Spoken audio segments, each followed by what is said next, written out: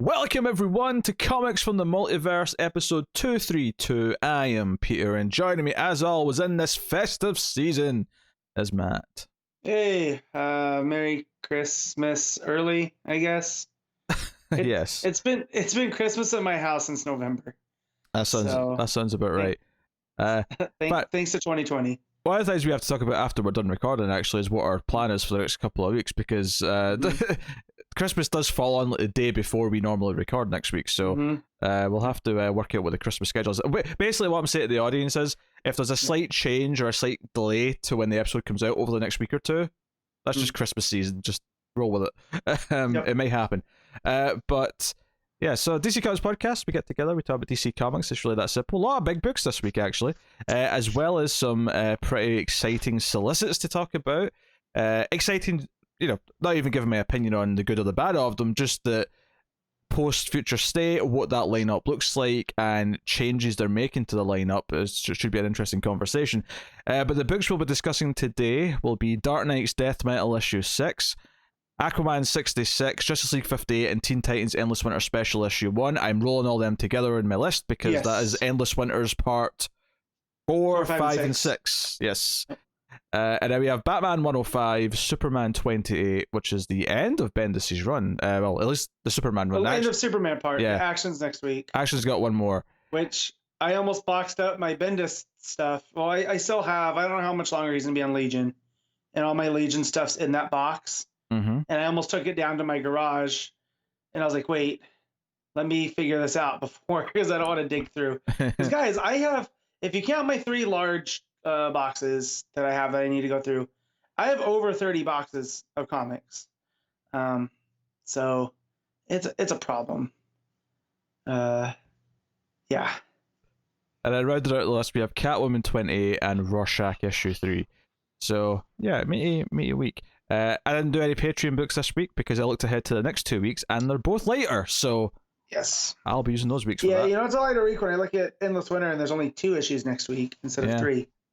So that is the plan for the episode. Meaty stuff. So there we go. I mean, so honestly, there's no reason to delay talking about the solicits in this case, I think, because there's some interesting tidbits, and not only just because of what's happening, what books are back, which books aren't back, and what books are doing that is different, because there is kind of a different strategy here in a couple of ways. I think before we even get to the titles, the 2 sort of details we have to talk about is that double shipping is done. There is no double shipping books at all in this lineup, and that some of the books, mainly the ones that were double shipping, the bigger titles, and including Superman in Action, even though they weren't technically double shipping before, but they were once upon a time. They're kind of in that range. Those are all $5 books with backups now, as opposed to having 2 issues a month. And I'm sure we're both going to have opinions on this, but certainly it seems like DC are trying something different. And what's notable about it is that, to give the example of Justice League, the backup in that is now where Justice League Dark is. So there's going to be a 10-page Justice League Dark by Ram V story every month as part of that issue instead of its standalone book. Which to me says that they want to try and experiment with essentially taking books that aren't selling as much as the big titles and giving them a place to exist, and maybe getting more people to try them out because they're just included with their book. Now, of course, the flip side to that, and the flip side that I've seen Connor complain about all week on the social medias, because he's, loud. This is what happens when he can't read comics because his computer's down, because he's the only person I know that reads comics on his computer. I go back and forth between my tablet and my computer, but yeah, I couldn't. I have to have it in my hand. That's why I'm glad I have a tablet. Yeah. But he's mad that he feels forced to pay $1 extra for something he might not want. He's also mad that Justice League Dark, a book he really loves, is now attached to a Bendis book. More on that later when we get to the solicit. But so these aren't necessarily, as much as I'm making fun of him for being a negative little Nancy who will never shut up whining, because he is, but they aren't necessarily invalid complaints.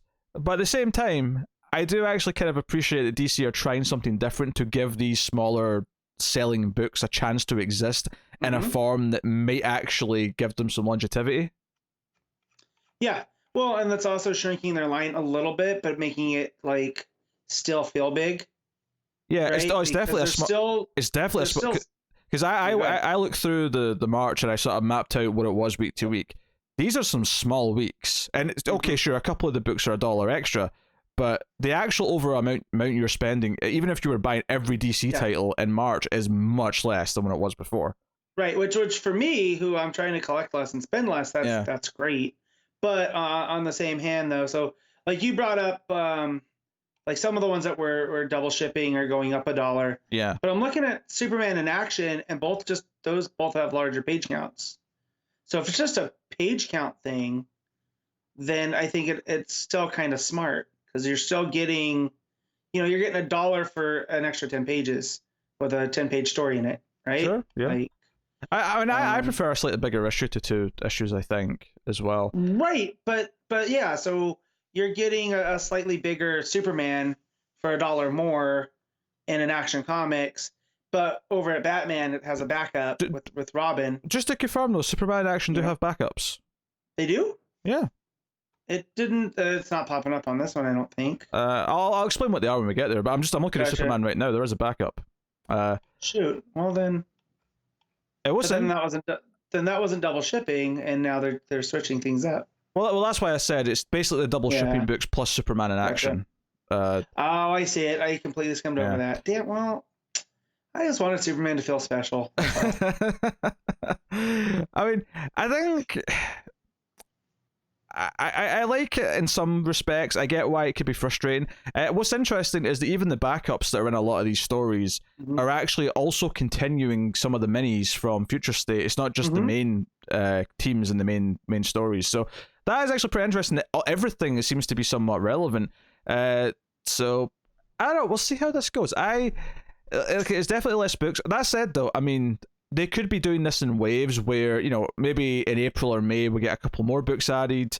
Because even though with some of them going up a little bit, because there's less books overall, and because all the double shippings are now single shipping, it's actually still quite small overall. Where honestly, once I cut out a couple of books that I'll no doubt end up not liking that much, like I probably will want a few more. So sure, come the next couple of months after this, but at least in March, like I'll basically try everything because there's just a small enough amount of books that I don't see why I wouldn't. Unless it's a creative team or something that I just absolutely despise, in which case, fair enough. But so without further ado, let's work through what these are, because they're all obviously new, or at least changing things up in some way. So the first thing is we actually have a one shot. Well, I say it's a one shot. It's a 0. I mean, they say it's a one shot. I suspect this is something that might come back with a miniseries later, as an event or something.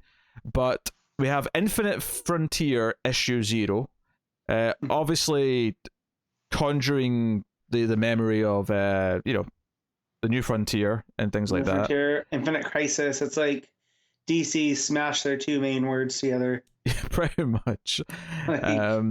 So. Plus, Infinite Frontier kind of follows on from Future State as well in a weird way. It feels like it's kind of tying in. So it's got this big towards the future. It's got this big 2-page cover, this wraparound cover with a bunch of characters, both new and old Batman, and all a lot of the characters you'd expect to see. You have a new and old Superman there. You have our 2 normal Flashes. You have a new Flash. Nightwing, Booster, Blue Beetle, so that's pretty cool. And you had Starfire, not front and center, but she's towards the center there, so that's cool. I suspect that we will, some of these newer characters I'm sure we'll know a bit more about from Future State once we've read that, but this is a $6, 64-page anthology book, obviously with a variety of stories. This feels like it's kind of like, in the same way that we're ending a lot of Metal in Future State with, Generations Shattered and these big 80-page things that are kind of wrapping up all these various beats. This sounds like it's kind of kickstarting the new era, whatever it may be. I don't quite want to say it's, the caliber of DC Rebirth. I don't think it's that big, but... No, but we're getting, banners across the top of books. Yeah. With Infinite Frontier on there, so it's similar. Yeah, so the teams in this, we have Scott Snyder, Jeff Johns, James Tynion IV, Joshua Williamson, Jeffrey Thorne, Philip Kennedy Johnson, Brian Michael Bendis, Becky Cloonan, Michael W. Conrad, Joel Jones, and Tim Sheridan, all in the writing side of things in that book. So basically, if you have a solo series, you're contributing to this. Pretty much. Although notably, Johns does not have a solo series right now. No, but you notice who's also pretty center to that is Stargirl. So that is true. That is true. Yeah, I wouldn't be surprised if that's what he ends up. The one thing he's doing for the next little while is a Stargirl book. Right. What I will say is Joshua Williamson. I'll just add this on here because I don't think he has like a proper book later on. Mm-hmm. Is that he was teasing on Twitter this week that he does have some big DC plans for later in 2021. It's too early to reveal what they are right now. So which that's pretty cool, and he can probably focus on his creator own stuff, because I noticed he does that. Mm-hmm. Where he'll get, he'll do a lot of DC stuff and then he'll fall back, because like Nailbiter returned, Nailbiter Returns is the name of the book. But yeah, so I'm excited for whatever he's doing. He's a name. I'm so happy to see his name now. Like, to go from him in Rebirth going like, oh, who's this Josh Williamson guy? Like, well, I know him from Birthright, but what else does he do? To now he's, headlining DC stuff. That's pretty cool. Yeah, plus it's just kind of reassuring as well that, even with this smaller line, there's more things planned later in the year in some capacity. So, I'm sure they'll let us get like accustomed to this new lineup for a month or two and then start sprinkling in other things. But the art team is a list of names. I won't bother reading them all out, but I'll just say I'm disappointed that right at the end of the list, John Romita Jr.'s name is mentioned. Yeah. Real quick, just about the writer, something I noticed. There's, Jeff Johns spelled in his way. Is there going to be room for two Jeffs spelled that way at DC? Because you have Jeffrey Thorne. Well, he's Jeffrey, though. He's going with full title. Yeah, but like, I feel like there's heat there. With no evidence to go off it. Is there room for Crisis of Infinite Jeffs? I wouldn't be surprised if he goes by Jeff, but when he started working at DC, he said, you know what, just call me Jeffrey so that I'm more distinct. I want to be distinct from the other one. Yeah, that's pretty funny. I'll read the description for this one. Yeah, some big names in the art, though, which is pretty cool, and then JR, and you're like, yes. Oh. I'll read the description for this one since it is this kind of standalone thing. Once I stop dying, that is... Pardon me. The next phase of the DC Universe begins here. Dark Knight's death metal presented one of the darkest threats to DC Multiverse. DC Future State revealed what may lie ahead. Now it's time to look into the infinite frontier of the current day DC Universe. In Gotham City, the Joker jolts citizens awake with an attack even the Dark Knight never expected. In Brazil, a young woman discovers her destiny and her connection to the Amazons. In Belle Reve, Amanda Waller plots an invasion of Arkham Asylum. In the far reaches of space, Mongol dreams of galactic domination, while the Green Lantern Corps hosts a summit of the greatest enemies. At the Hall of Justice, the League joins forces with Black Adam. Beyond the mortal world, Wonder Woman settles into a new role in the God Sphere. And somewhere in the DC Universe, the return of Stargirl in an all-new tale written by Jeff Johns. Which seems like it's probably going to be setting something up. Mm-hmm. So this feels like it's super important. This feels like if you care about the DC Universe at all, you have to read this. Mm-hmm. Which I'm okay with. Yeah, it's fine. Like, I'm cool with that. As a DC nerd, like, that's where I'm at. And it says how much is this book? It's $6? $6, yeah. That's not bad for $6. No. If anything, I'm just concerned that there's like almost too many stories. Going by the list of artists and writers, there's just too many stories for 64 pages, which makes me think some of them are going to be like 3 or 4 pages each. But other than that, like, I'm excited to see where we're going. So, of course I'm going to check it out. Yeah, so there's 11. So if you were splitting it equally, it'd be, 8.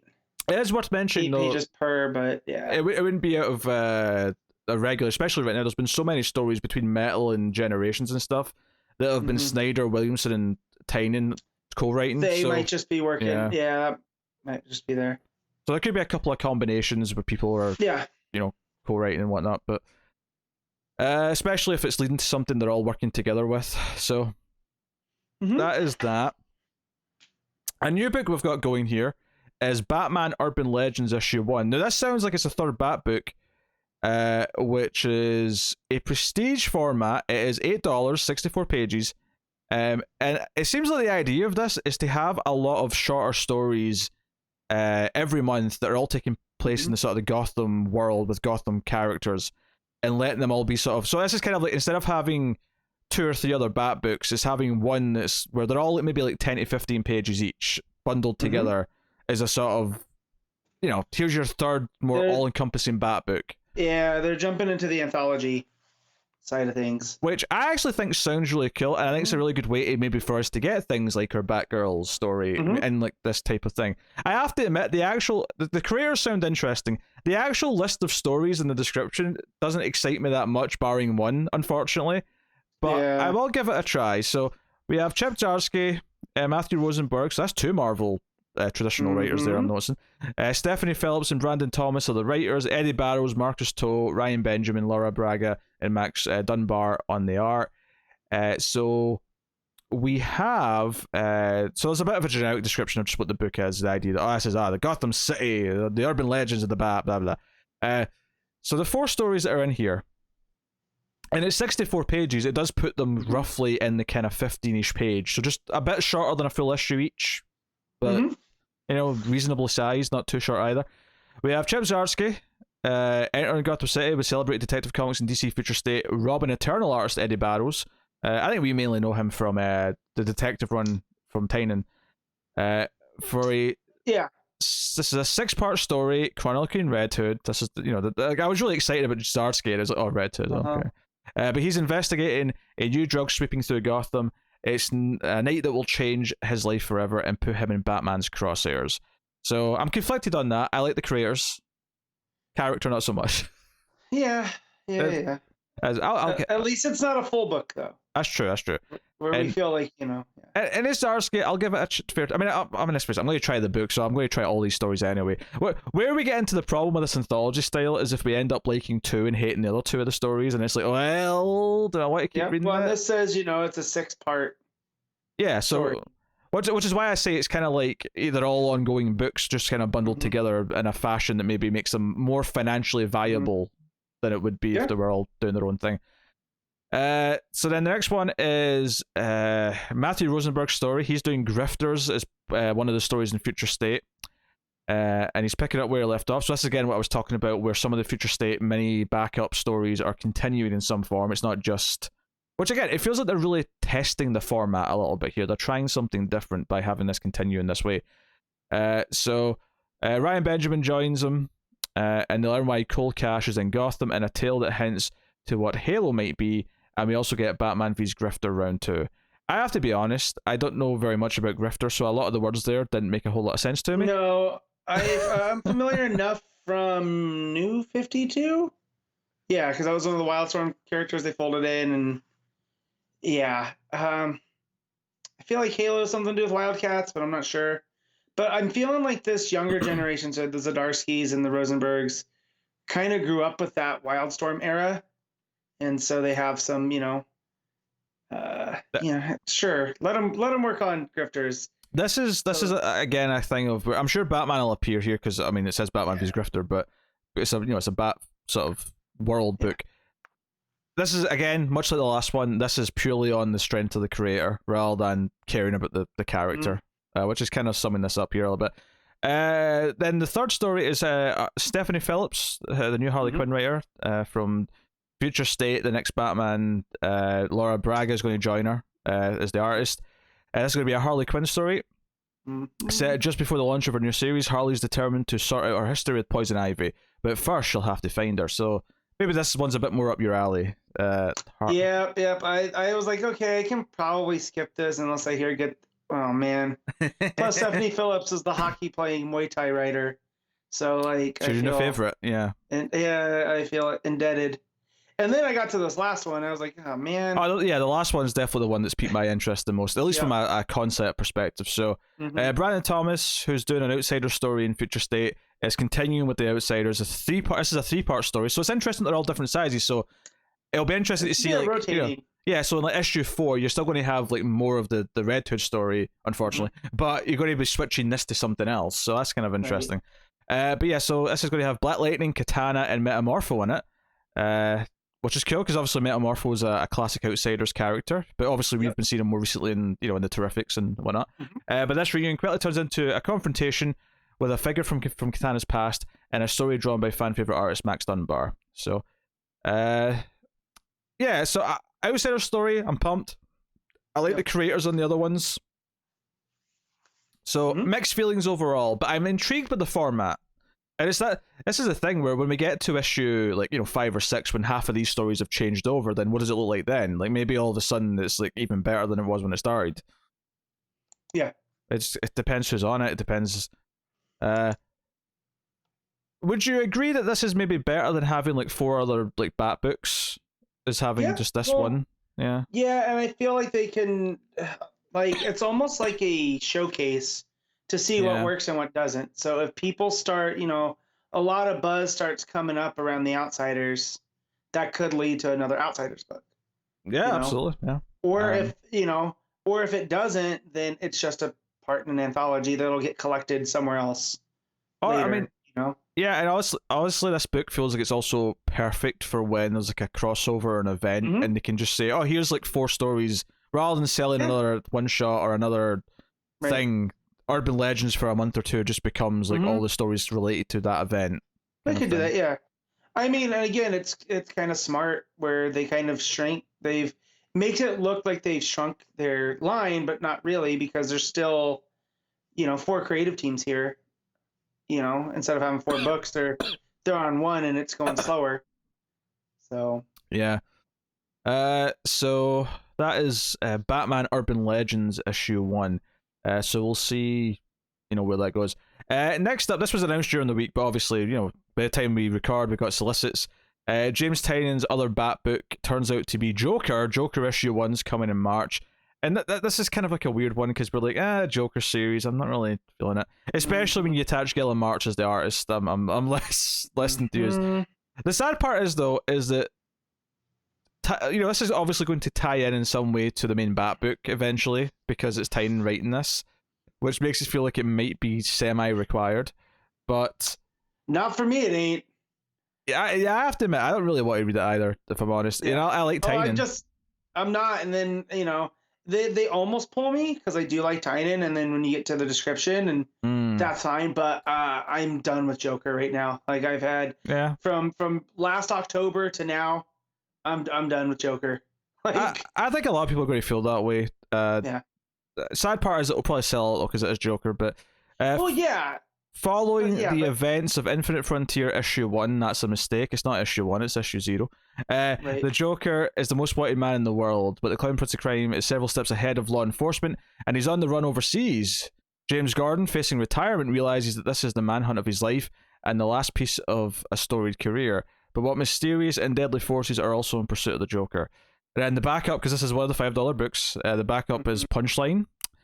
Follows on from the Punchline special, issue 1. And so, I mean, I did say at the end of that, and it implied the Harper Row story with her brother was going to be a thing going on. It seems like that's going to be in the backup in Joker. Which I like that. So I still haven't read the Punchline one shot. Because I bought it and I was just like, I'm again over this right now. But that said, if this ever gets collected, I'll definitely check this out because, Harper Row. And I've been wanting them to do stuff with Harper. It wasn't bad.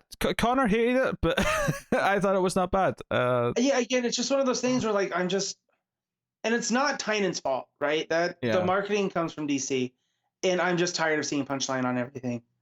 Yeah. Just, like, because she's not the next Harley. She's her own character. But, like, I just felt like they were trying to make anti-Harley a thing. I'll give it this. Yeah. I think that if you're going to have a Punchline story like this, being a backup in a Joker book is the perfect place to put your Punchline story. And I will say, I have to admit, I'm kind of intrigued with the idea of Jim Gordon going like away from Gotham and just doing a one-man manhunt for Joker. But him being so close to retirement, I've seen enough movies. I don't like that. So, Like, it's something about the Jim Gordon saying, I'm leaving Gotham, so no bat help, no bat, assistance. Right. I'm going to go off and do this as a cop. Is interesting to me. Can we talk real quick about how everyone loves Frank Whiteley but me? I don't get it. If someone wants to try to educate me on it, but people are talking about how great this Frank Whiteley cover looks, and it just looks ugly to me. Like, I don't get it. Which one's if you guys like it, cool. Which one's the Whiteley cover? It's if you're on the page, it's the second or the third one.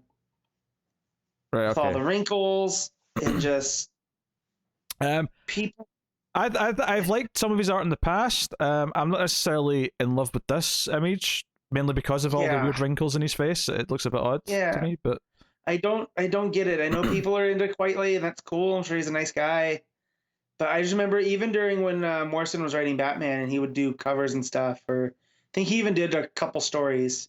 Yeah, he did art in Batman and Robin for sure. Yeah, and people were like, "Oh, it looks so great," and I was like, "It's fine." But yeah, that cover people were sharing, and they're like, "Oh, look how great this looks." I was like, "If you say so." Like, I don't get it. But if someone could explain to me what they like about it, then I'm all ears.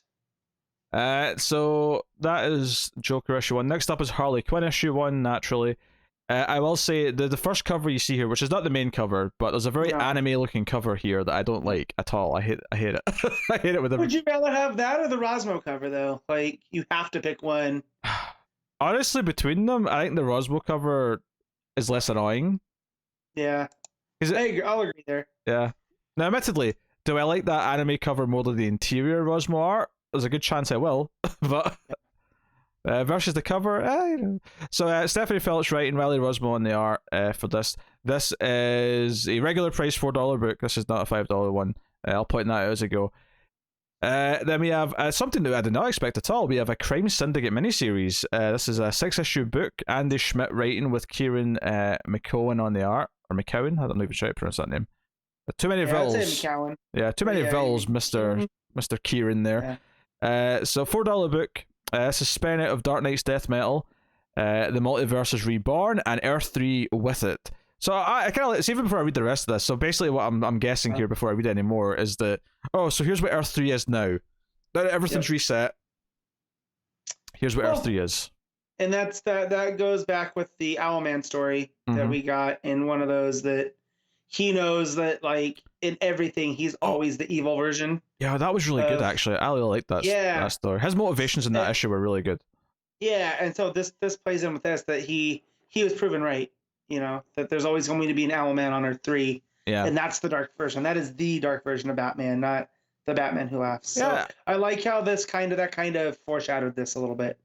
You know, this obviously just kind of has to win us with issue 1. I think we'll give it a try and either... Yeah, this is my speed. Yeah. I love Multiverse Shenanigans and Dark Justice League. You know, I'll definitely be checking this one out. And it helps that it's, 32 pages with the backup, I guess. No backup? Yeah, because it's got a backup for the origin of Ultraman. Oh, well, okay. So I'm sure maybe each of the 6 issues will have a origin of... Yeah. Well, in this case, it means the main story is shorter than normal then, because it's a regular size book, regular price and all that.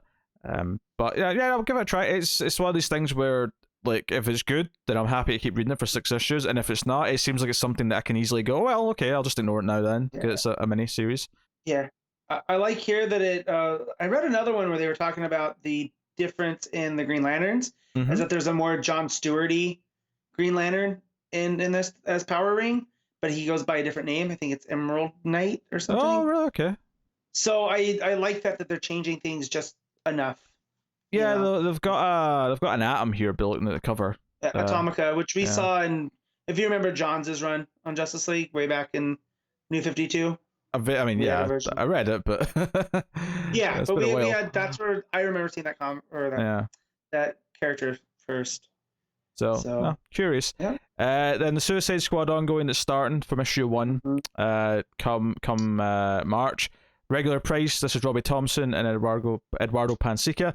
I'll give it a try. I'm not really expecting much from this. I feel like I was obviously all on board with a Tom Taylor Suicide Squad. With this, it's just kind of like, I'll give it a try. I'm not expecting to, because other than Tom Taylor Suicide Squad, I've never stuck with Suicide Squad ever. Yeah, me neither. So. And this, although this one has I think it's Deathbolt or something. He's at the electrical powers, which I haven't seen him since the days of Titans way back in the day. So that's cool. And then you got Peacemaker. I mean, them trying to recruit a Talon is kind of an interesting concept, but yeah, we'll see. And then we got something that was kind of a surprise this week as well, which is Superman Red and Blue, which is essentially the Superman companion to Batman Black and White. Yep. So anthology style, $6, 40 pages, all of the art in red and blue, although technically also white as well. I mean, yeah, you have to have some grays in there to make it go, but yes. So that Gary Frank cover, oh hello, I've not seen the guy. Oh yeah, it's very nice. So very pretty stuff. So much like the Batman Black and White, this is going to be a series of different teams doing short stories. So we got John Ridley, Wes Craig, Brandon Easton, Dan Waters, and Margaret Bennett on the writing teams.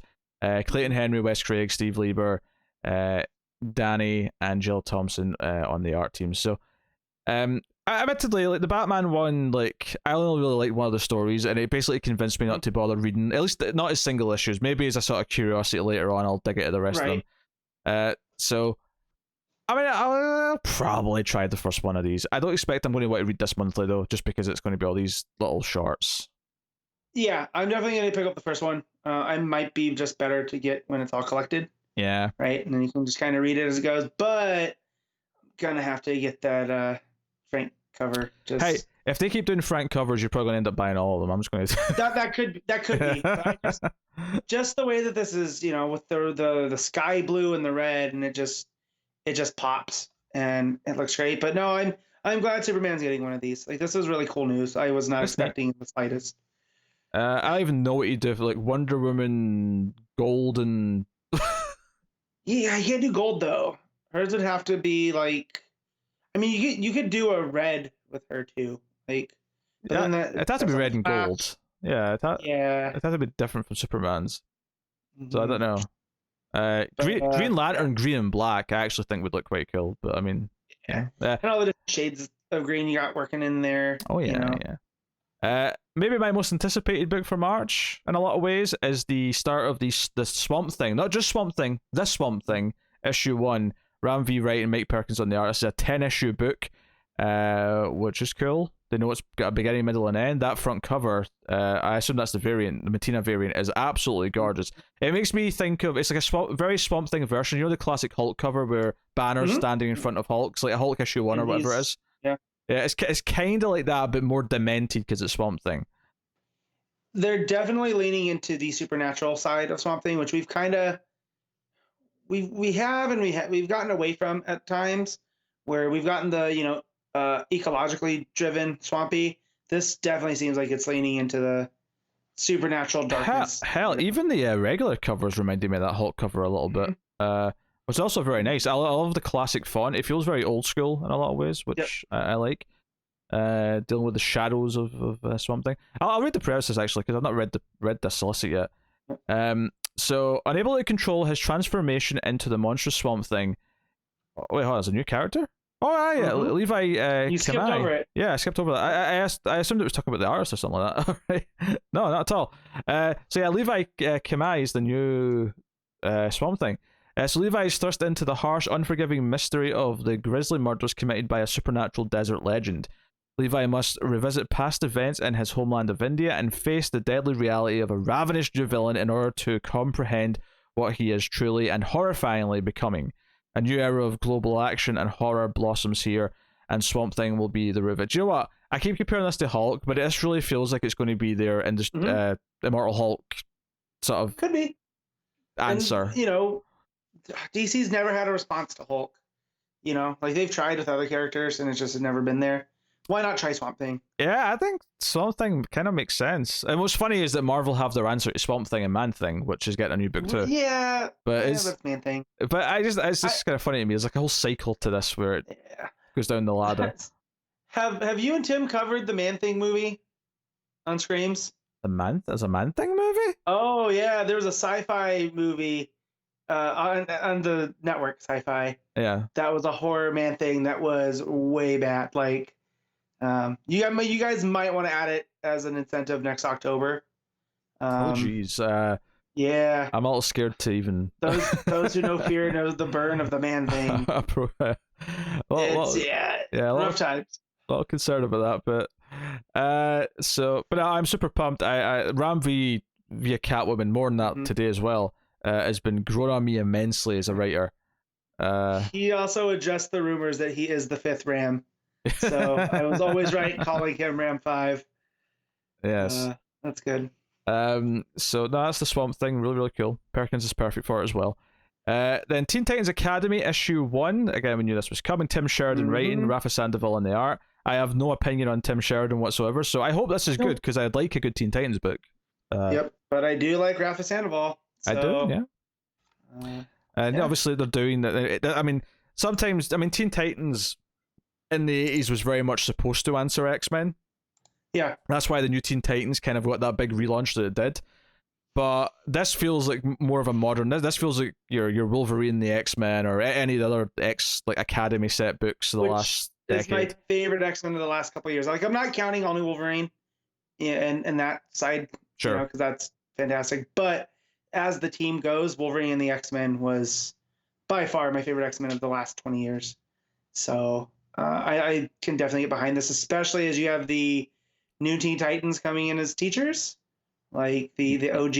Yeah, that is amazing. Yeah, because just to read the text here, we have some new. We have a new Shazam, or just Shazam. Yeah, so which Shazam, got to be all the kids, right? Yeah, like it's got to be all of them. A new Australian speedster, which is probably the one on the big 2-page cover for Infinite Frontier. Yeah. A trio of Gotham teens, who are obsessed with Batman. Goth. Yeah, goth. With quotes around him. True, yes. So that was pretty great. Nice little detail. And a member of this first class will become the Deadly Red X. Original new Teen Titans, including Nightwing, Starfire, Raven, Cyborg, and Beast Boy, take on the role of teachers and mentors for the... that sounds like a fantastic premise. I hope this lands, because it sounds perfect if it does. I'm definitely going to pick up the first issue physically, because Titans got me into book comics, right? It was like Flash, Batman, Superman, and Titans. So, like, I'm kind of compelled.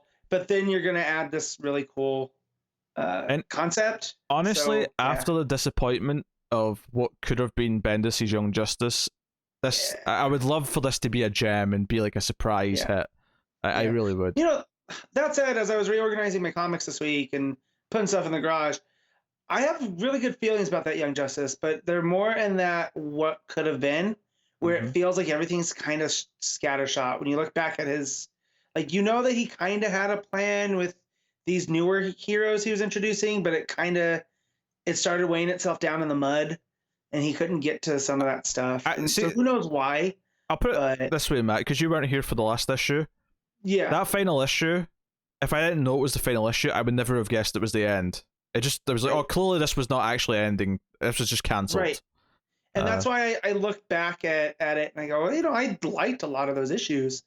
Individually, a lot of them are quite good, but it's just there was no flow to it. Like, it was so all over the place. And I was talking with a friend on Twitter this week about Action Comics, how it just kind of got bogged down by, almost like when Naomi showed up. And I love that character and I love that series, but Action kind of lost its identity for a minute there, and then JR came on in the art, and it was just no matter how much the story might actually be good, the art keeps ruining it every single time. Yep.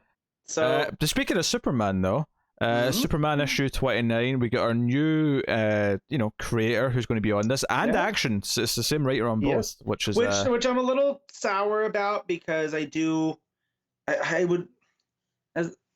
want different creative outlets, right, for the books. Like, I don't want Action to feel like the backup to Superman or vice versa. And I felt like that's when Bendis had both of them. They would trade. Like, one had more importance than the other.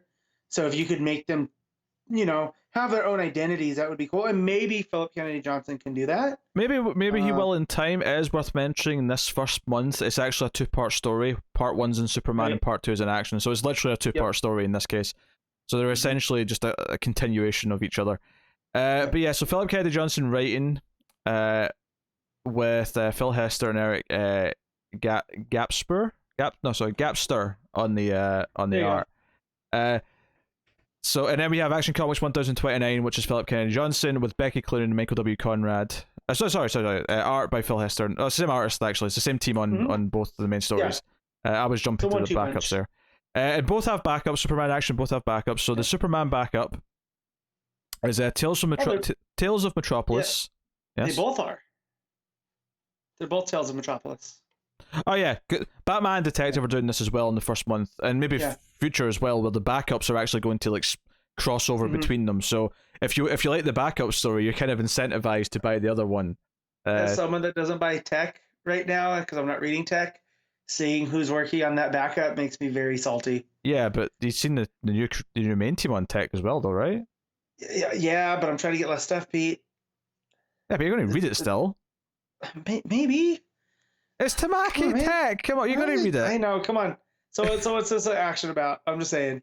Okay. What's this action about? Well, no, I meant the Tales of Metropolis. Oh, okay. That was on the action page. Yeah. So writer Sean Lewis, who worked on one of the stories in Future State, and artist Sam Basri from Harley Quinn, follows Jimmy Olsen on a quest to meet some of the city's most colourful denizens, beginning... Of course you like it. Of course you like this. Bibbo! Of course. Of course Matt's all over the Bibbo. So cool. And just the main story for the record, this in Superman in action, which feels also important. Yes. It's called The Golden Age. Jonathan Kent takes a step back to examine his father's legacy. When a monstrous foe from outer space attacks Clark and nearly kills him, the young hero must consider the fact that his father died once before and the Legion of Superheroes told him he could die again. Any threat could be the one, including this one. I think it's interesting that this writer, Johnson here, is immediately going to, let's look at it through the eyes of John Kent. That feels like there's a bit of a vision there, I'm hoping at least, going forward. So we'll see. But that said, though, for all we know, this could just be a 2-issue fill-in thing, and then in April we're going to have the new real team. and Philip Kennedy Johnson's also doing the John book for Future State. Yes. So I'm sure this ties into that a little bit. Oh, no doubt. Yeah. Yeah. So, but no, this is real cool. But yeah, I just kind of wish we had different. Maybe we will going forward. I don't know. Maybe someone will take over and Philip Kennedy Johnson's just doing this right here. Yeah, maybe he'll just keep one of them and the other one will switch. Or I mean, now that it's not double, now that nothing's double shipping, like it makes a bit more sense to have one writer on both. But you know, it is what it is. Having the backups connect them. I mean, in this case, the main story connects them too. But when we get to Batman and Detective here, which we're on to next, Batman 106. Obviously, Tynion's run is continuing. This does have a backup. Which is crossing over into the... So this is the same backup, part 2 of this is in Detective 1034, which is also next. This is called Demon or Detective, and it's about Damian Wayne, and he's on the run. After everything Damian has gone through, can he escape Gotham and find his way back to where his journey started, to his mother, Talia al Ghul. So that's the 2-part backup over the 2 issues. But of course, the main... This kid. Yeah. He's so much trouble.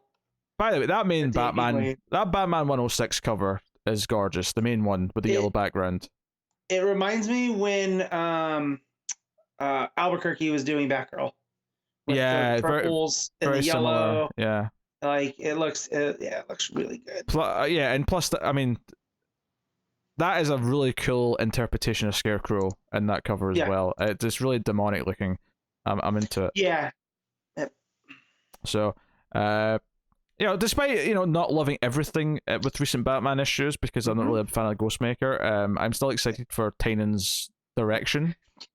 Can't wait to talk about this issue. We go. Yeah, still starts. So then, of course, Detective Comics 1034, which is Tamaki now on the book with Dan Mora, and I'm a big fan of Dan Mora as well. I'm a big fan of both these creators, so I am super pumped for this.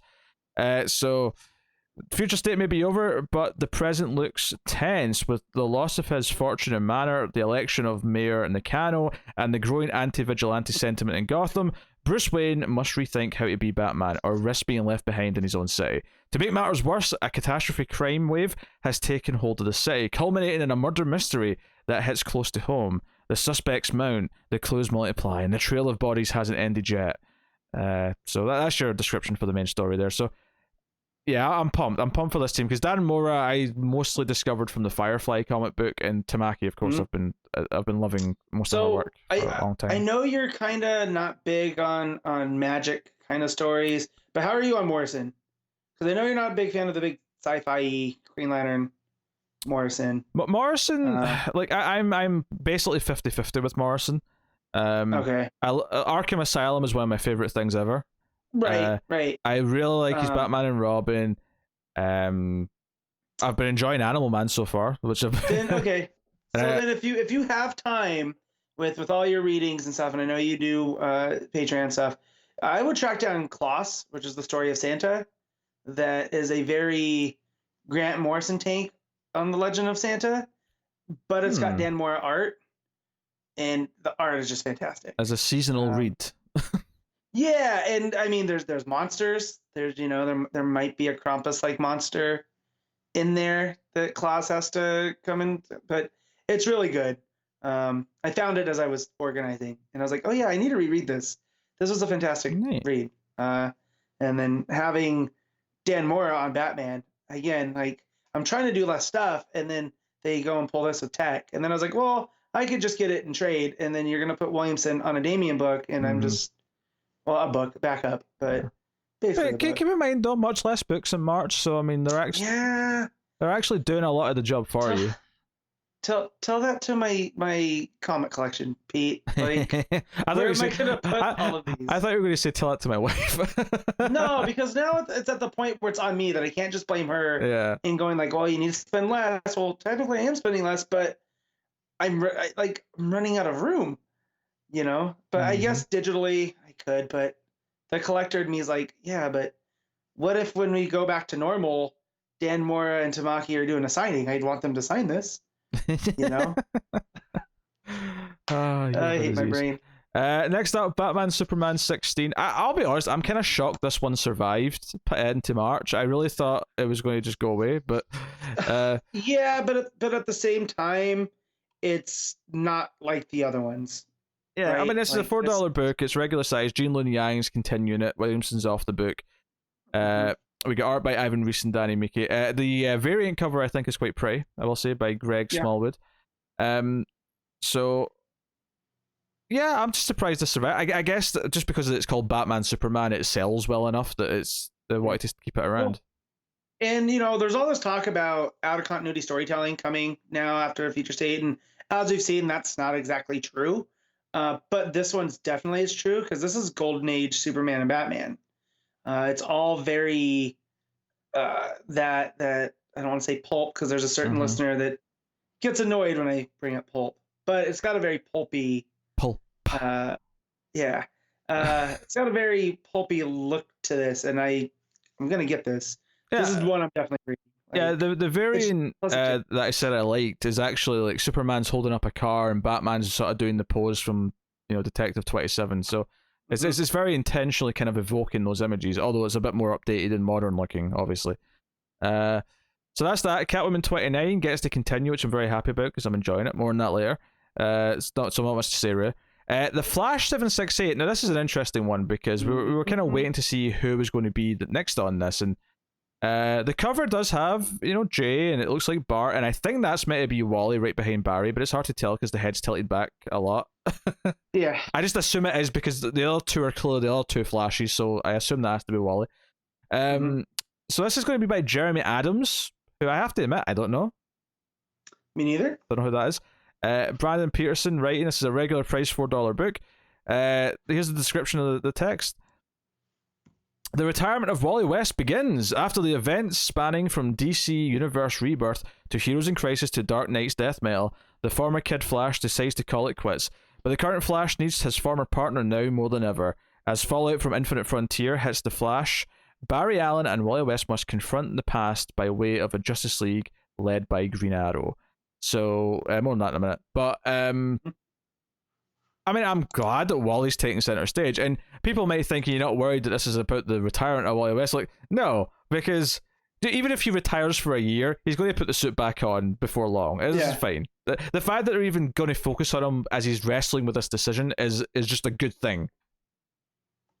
So, I mean, yeah, he's back in the spotlight. Yes. So that pleases me.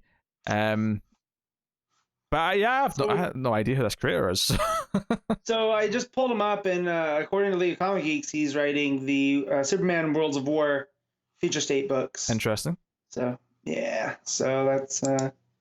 So that's all that came up. Hopefully we like that then. So then we'll maybe look forward to this a bit more. I will. So we'll see if interestingly, Flash has a new logo. Mm-hmm.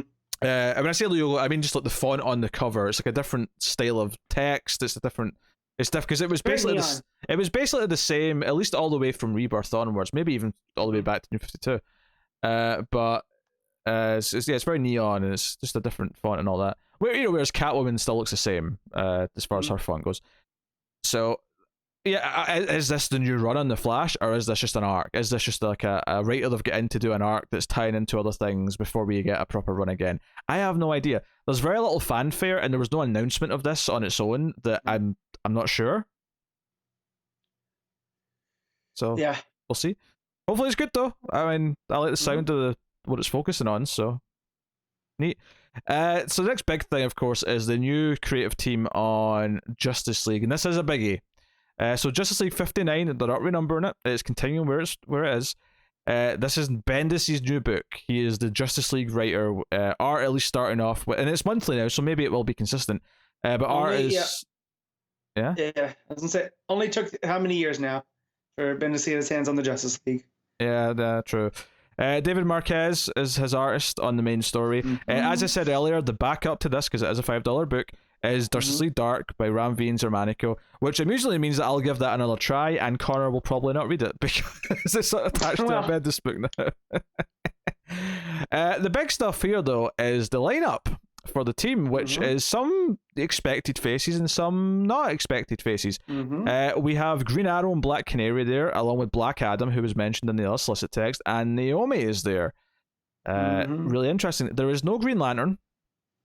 There is no there's actually no Flash on the cover, but I don't know if that's because no, he's in there though. He's in there though, yeah. Okay. He's in the font. I wonder the paragraph description. There we go. Nailed it. That was about as far as nailing it as humanly possible. Yeah, that's why I said that, because it's funny. So, do you know what's funny? I glanced out at the text, right? And I saw the name Miles Morales and went, wait, what? And I was like, oh, they're just saying what Marquez has worked on. It's fine. That's where Marquez came from. I was getting really confused. I was like, wait, what, hon? This is bigger news than I thought. If Miles Morales is in the new Justice League, we get some big news to talk about. So get Superman, Batman, The Flash, Hawkgirl, Aquaman, Hippolyta. Nobly Hippolyta, not Diana. And Diana might be elsewhere in the multiverse. We'll get to that when we get to Wonder Woman. And Black Adam's there, and obviously Naomi's obviously quite notable. Bendis bringing her in there. Yeah, seeing Hippolyta and Black Adam as I'm reading Endless Winter, I'm like, maybe this is gonna matter more than we think. So that's very pretty possibly. Cool. I mean, if nothing else, like the idea of their history and maybe like their relationship and the tension between them is set up from Endless Winter. That's what I mean. Like the fact that they have a relationship, because when we get there, that's kind of where we leave off this week. And then just seeing that in the solicits, I thought it was pretty cool synergy. Yep. So, the plot does involve Naomi's homeworld. So whether or not she sticks around after the plot doesn't relate to her anymore, we'll wait and see. Hopefully this has a clear direction. Hopefully Bendis is on top form. I think he was in parts with his Superman run, but it definitely faltered at places. Young Justice, not so much. So I hope this is more what I want from Bendis. Yeah. And then, of course, the backup is Justice League Dark, as mentioned. Probably the other big, most anticipated thing after the Swamp Thing, in a lot of ways, is Nightwing 78, because the new team on Nightwing officially announced this week is our Lord and Savior, Tom Taylor. Yep, Agent Saint. With Bruno Redondo, who's also one of the artists from Suicide Squad, which is also very good news. Are taking over Nightwing, and that main cover is absolutely gorgeous. Yep. Just the big blue, logo on his chest, plain white background, but the city's inside the logo. Oh, it's wonderful. I'm excited. Yeah, he got a new font as well, actually, now I'm looking at it. So Nightwing is back, and his drive to keep Bloodhaven safe has never been stronger. But his adopted city has elected a new mayor with the last name Zuko. Oh boy. When Nightwing enlists Batgirl's help to investigate the politician bearing the same name as the man who murdered his parents, she unearths details that will shock and fundamentally change the hero. So yeah, Babs is going to be a part of this book. She's going to be a supporting character in Nightwing, and honestly, yeah, give me it. Give me all this. So Taylor brought up, he goes, yeah, I've killed him twice before, but I think he's safe. That was what I was getting from. And I was like, oh no, is he teasing that we're going to go 3 for 3?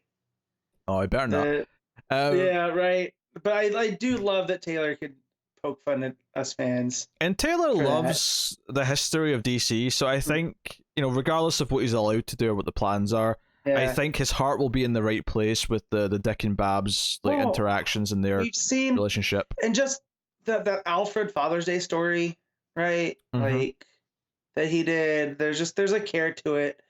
Someone was like, please tell me you're writing Justice League before all the news came out, because he was teasing. And he said, not yet. So again, like there's stuff. It's inevitable. Not necessarily that's confirmation, right? But maybe one day was the context. So. Honestly, I mean, I wasn't really thinking about it beforehand, but really thinking about it now, this is probably one of the dream characters to put Taylor on. Mm-hmm.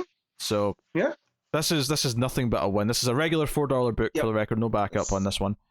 So again, sound like a broken record going through my books that Nightwing just stops at a certain point, and it makes me sad. It stops at issue 50. It stops at issue 50, and then it'll start again at 78. That's what's going to happen. Because I, moving stuff around, looking, I was just like, man, this makes me sad. It doesn't sound so bad when you put it that way. It was 28 issues of a gap. That doesn't sound that bad, but it's like over 2 years. Yeah. So it's like, well. Because it did stop double shipping before that change happened, for the record. Yep. Before anyone corrects me. Wonder Woman 770, $5 book with the backup. Mm-hmm. Becky Cloonan and Michael W. Conrad writing, Travis Moore on the art. Backups Jordi Belair. Looks like I'm getting Wonder Woman again, because this cover is exactly my... When I say get it again, I mean physically. Yes. This is why I have issues buying stuff. But yeah, you buy comics, you have issues. Yes, literally. Yes, I do. A lot of issues. 30 boxes of issues. So let me read this, because this is obviously interesting. What is happening? That is literally the first sentence of this. Actually, it's the first 3 sentences, because it's all separate sentences for each word. Wonder Woman just woke up in the middle of a battle with rampaging hordes of mythological beasts bearing down on her. Not even the princess of the Amazons can survive such an assault, but that's okay. It's just another day in Valhalla. Oh god, Matt's in heaven. Or Valhalla, I suppose. What do I say? The warriors here spend their days fighting and their nights drinking. And if they die in combat, they'll be resurrected in time for the party. Strange, tough, that no one seems surprised to see Wonder Woman in this crowd. It's up to Diana to figure out where things are going wrong in the sphere of the gods, and whether it has anything to do with what landed her in the Norse afterlife. So yeah, they're doing Wonder Woman as Thor in a lot of ways here. It's Wonder Woman in the Viking stuff, and with her being like almost ascending to the sphere of the gods in the multiverse, tells me that she's key to whatever ends in death metal, and I'm wondering if this is something that's kind of left over from generations. Which isn't surprising given like where issue 6 is ending and everything's been bitten to, but yeah. Right, but like when we, the Snyder story of Wonder Woman being the first, superhero to come out. It definitely sounds like Wonder Woman for 6 months, a year, maybe a bit more, is going to be away from everyone else. She's going to be on her own, in the sphere of the gods, whatever. Yes. The backup story, you may know her as Wonder Woman, but once upon a time she was just Diana of Themyscira, a young girl struggling through her adolescence on the shores of a mysterious island. Brought to you by Eisner Award-winning Jordi Belair and fan favorite artist Paul Ganicho. I'm going to say that, or Ganichu. Sure. Yes, whatever. So it's just a young Diana story as the backup, which it's maybe less adventurous than some of the other backups where they're doing other characters, but whatever. Mm-hmm. So that is Wonder Woman 770. I will mention here Sensational Wonder Woman issue 1, which I was excited about when I saw it, because I thought, they're finally doing a second Wonder Woman book. They're doing the detective action style Wonder Woman book. They're not really. It's just a collection of a digital first that's already coming out digitally first. So less exciting than it was. It's Stephanie Phillips with. Was that Dr. Psycho? I mean, that's cool. That's exciting. Yeah. I didn't realize this was a digital first. I'm sure people saw my face drop because I thought the same thing. Finally. I thought finally they're doing the second Wonder Woman book. They're doing, because it's not quite Sensation Comics, but the name Sensational Wonder Woman issue 1 sounds like, oh, this is their spiritual successor to that title, and no, it's not. Well, it kind of is, but in a different way. So, but hey ho, that doesn't mean it won't be good. Of course, it just means that it's maybe less of a priority for us. So unfortunately, they've put a couple of graphic novels before I get to the other books, because we got American Vampire 1976 issue 6. We got Batman Black and White issue 4. I'm speeding through some of these ones because they're less interesting. Batman Catwoman issue 4, of course, is very relevant, and we'll be definitely digging into that come the month. So this is the first time I'm seeing this one, and just the text. The Joker's hitting a bomb in Gotham, and all I can think of is Connor from that issue of Batman being upset that the art didn't match properly. Yep. Batman The White Knight presents Harley Quinn issue 6 is coming out. Batman vs Ra's al Ghul issue 5, which is the Neil Adams one. The Dreaming. It's the Dreaming Waking Hours issue 8. Green Lantern season 2 issue 12. Just all these other, all these non-main continuity books continuing. Joker Harley Criminal Sanity issue 8. Looney Tunes 259. Mad Magazine 19. I'm going still because there is more relevant books. Man Bat issue 2, for example, is relevant. This is the 5-issue mini. So that's continuing. The Other History of the DC Universe issue 3 is out in March. So that's cool. Rorschach issue 6 is out in March. More in issue 2, or issue 3 rather, later. Yeah. Strange Adventures issue 9. So this is your Black Label and such section. Sweet Tooth The Return issue 5. Truth and Justice issue 2, which is DC's anthology by Brandon Easton and Noi Lindsay on this particular issue, at least. I have to admit, I don't remember this in the last Solicits. I don't remember issue 1. And look at the last Solicits. So yeah, because you weren't here. Yeah, so. But hey, there you go. That's March Solicits. We spent a lot of time on that because I think it was worth going through that one in a bit more detail, but the key thing is here, there is a lot less individual books to buy. Some of them are a bit bigger and pricier, but there is a lot less to actually buy week to week. When I actually looked at the week by week breakdown, I think the busiest week is 7 books, and I don't mean for us, I mean total out of DC's mainline continuity and Black Label stuff. There's 7 or 8 books total for the busiest week. Yeah. Also, I noticed no Legion, so I might be able to pack up that box sooner than I thought. Yeah, Bendis is doing a Legion Future State thing, unless that's the ending of his run.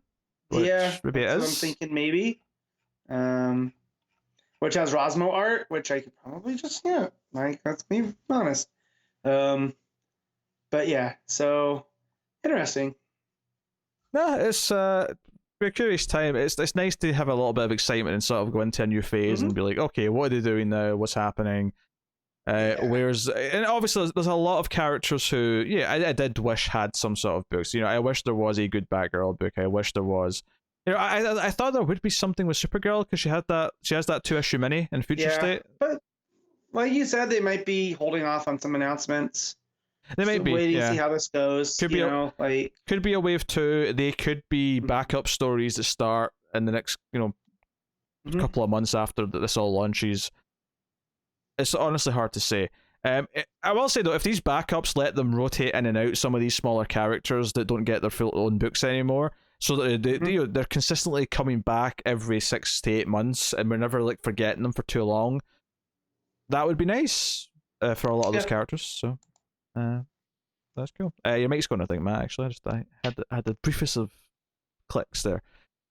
So there you go. That is the Solicits for March. It is interesting time for sure. Be sure to let us know what you think of the new strategy with the books.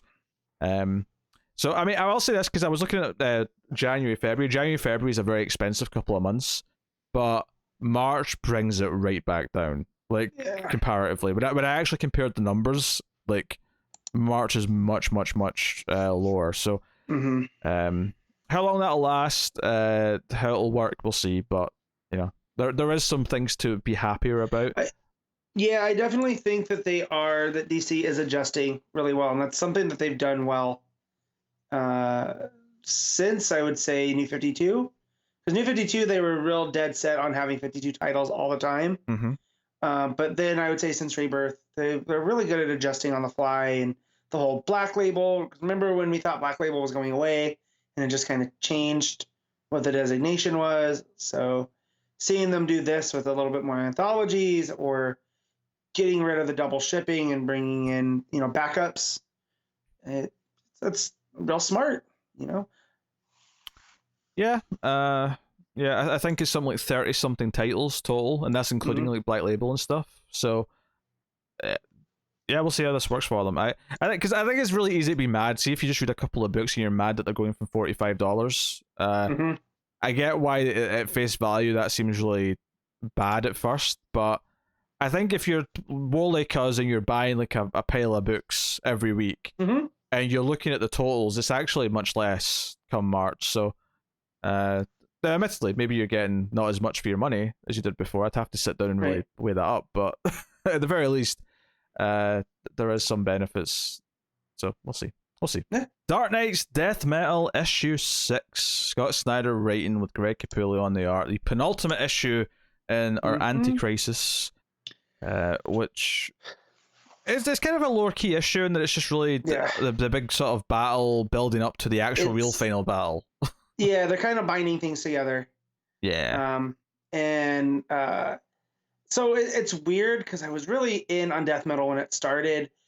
This week, though, I was much more excited for Endless Winter, just because it's more of a simple story. It's not this big, sprawling, epic, with moving pieces, and that's not any. I'm not trying to be down on the quality, because quality's still there with Snyder and Capullo, and it has really good character moments, and it's a lot.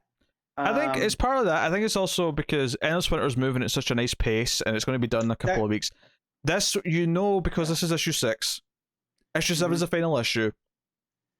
You know that the real ending is not coming till next month, so it's harder to be as excited for this particular issue of Death Metal, because you know you're so close to the real big payoff moments. And there was a chance that the final page of this might have some big cliffhanger. And I wouldn't say it is, because it's basically just Wonder Woman's ready to fight. That's it. Yeah. That's your cliffhanger. Well, and what she does, which I think is cool, and I, just to spoil it here, is that she goes to the forge and forges almost herself with her lasso, the Golden Perfect, into a weapon to fight the Darkest Night. Which I think is really cool, because how do you fight the Batman who laughs? And that's with truth. And so it's a really nice, layer that Snyder's added here. How do you take down the Bat God is the truth. So, as someone that hates the Bat God, even beyond the Batman who laughs. As a concept, it's nice. I don't even think it's a new layer, though. I mean, it was already brought up in the last issue that like the way they were going to do this was with truth. The idea that that's what unravels the crisis, is if everyone remembers everything. So it's just an extension of that. If anything, it comes across a little bit just kind of like comic booky to me, that it just devolves into making a suit of armor out of the lasso. Yeah. I like it. This is the same, when Metal kicked off, there was a Justice League Megazord. I'm not against the wacky concept. It's just that as your penultimate cliffhanger, or even this is your last cliffhanger. This is your final cliffhanger. Get your final issue. I don't know if this had quite the bite to it to be like the big surprising hook to make me go, I'm ready for the final part of the story. I might have forgotten they brought that up in issue 4 or 5, whatever, which one it was. Just because when you don't record weekly, you tend to stuff tends to slip. That's why it's good to talk about it, Matt, because we remember things a little bit better. Get out of it. But yeah, so I like that. This was full of some fun characters. I read this so early in the week, though, that I'm having a hard time. I mean, honestly, for the most part, all it really is that all the heroes are fighting all of the dark, evil versions of Batman and any other evil versions that they've got in this army. and they're kind of just barely holding their own. And there's some narration from Sergeant Rock talking about soldiers praying in the trenches and whatnot. Meanwhile, Wonder Woman's on her way to the forge, and Darkseid's there, and she ultimately has the idea to use the lasso. Honestly, in terms of plot beats, this is probably the lightest issue this entire book. Yeah. There's not a whole lot of progression. Obviously, we occasionally go to the Darkest Night fighting Perpetua, and Perpetua trying to like cut a deal with him, and him being like, "Nah, I'm just going to kill you and take your power and reign supreme." Blah blah blah blah. And as per usual, like eventually he shows up and like he's got his army. He's finished creating everything. He's got all the energy he needs. Darkest possible moment, but that's right when Wonder Woman's like, "No, I've got this idea." And she puts the lasso into the forge so she can remold it into armor. And you've got all the various heroes saying goodbye. One of the best moments might be when Batman tries to say something to Superman and he just says, "I know, brother." He doesn't, you don't have to say it. We know. And seeing all the various heroes lined up and whatnot. But yeah, the cliffhanger is just kind of like, yeah, okay, she's coated herself in golden lasso and she's got her chainsaw back. All right. Okay. Yep. Chainsaw of truth. So, but yeah. It's pretty exciting. Yeah, Joe, solid issue. Do you know what it is? I think month to month, this is kind of a not disappointing issue, but just kind of a typical issue. I think if you're reading this in trade, this is a really good momentum sort of like driver from the previous issue to the final one. But I think reading this monthly, because it doesn't really have a whole lot of progression on its own, it doesn't feel as exciting as a monthly issue. Yeah. Well, and I feel like the last stories, right, really hit those character moments that otherwise, we could have taken a little bit of time with. So that did pack a 1-2 punch here. Yeah, I definitely preferred that over this main issue, I think, this month, for sure. But yeah. But yeah, honestly, this is the quickest metal discussion we've ever had, I think, because I have nothing left to say about this issue. No, it's just I need more the Starbro, whatever we're calling him. Like he's a lot of fun. Although he's gosh darn language is too much at times. It is. As that points out. But yeah, it's okay. All right, and obviously Capullo's art is very solid. I mean, just everything that's there. I mean, there's this one page towards the end that's stacked where they're all talking about one universe. And you have like the Bat family behind Batman, and then the Aqua characters, the Lanterns, and then the Super family. Like just the way that flows. Like Capullo, and it doesn't all feel like copied. Like they all stand out on their own. Yeah, it's real nice. Yeah, I will say, right, I'm okay with them working with villains in a situation because it's this dire, but there is no justification for me why Batman would ever stand in the same lineup as Joker. There is not a single justification. I don't care what it is. Joker standing next to the rest of the Bat family, fighting by their side, is never not going to just not work for me. Now, are we sure it's not a Joker from another universe that survived? No, I don't think so, because this was the one that got let out, the cell with the rest of them. Well, so I'm pretty sure that's him, yeah. Yeah, that makes sense, but hey, the Darkest Night's the bigger threat, so... Yeah. But, other than that, because I can see Batman working with... I can see Bane coming to an agreement in a situation like this, where he does become an ally. Yeah, Bane was an anti-hero for a minute. Yeah. Like, let's not forget Gale's Secret Six. That's true. But even any villain with some sort of sense could become an ally when there's something like this happening. Definitely. But Joker does not have sense. That's kind of the point. No, he does not. That's why he's Joker. Yeah. But Superman standing next to Bizarro, pretty cool. Down on the bottom of that page, I do like that. Yes. Although John maybe looks a bit old. Well. It happens. Although Doomsday's back there too, and I would say that Doomsday's working. Doesn't belong there as much as Joker doesn't belong there. Now that I think about it. Yeah, he's just a mindless killing machine. Send him after the Darkest Night, would you? Yeah.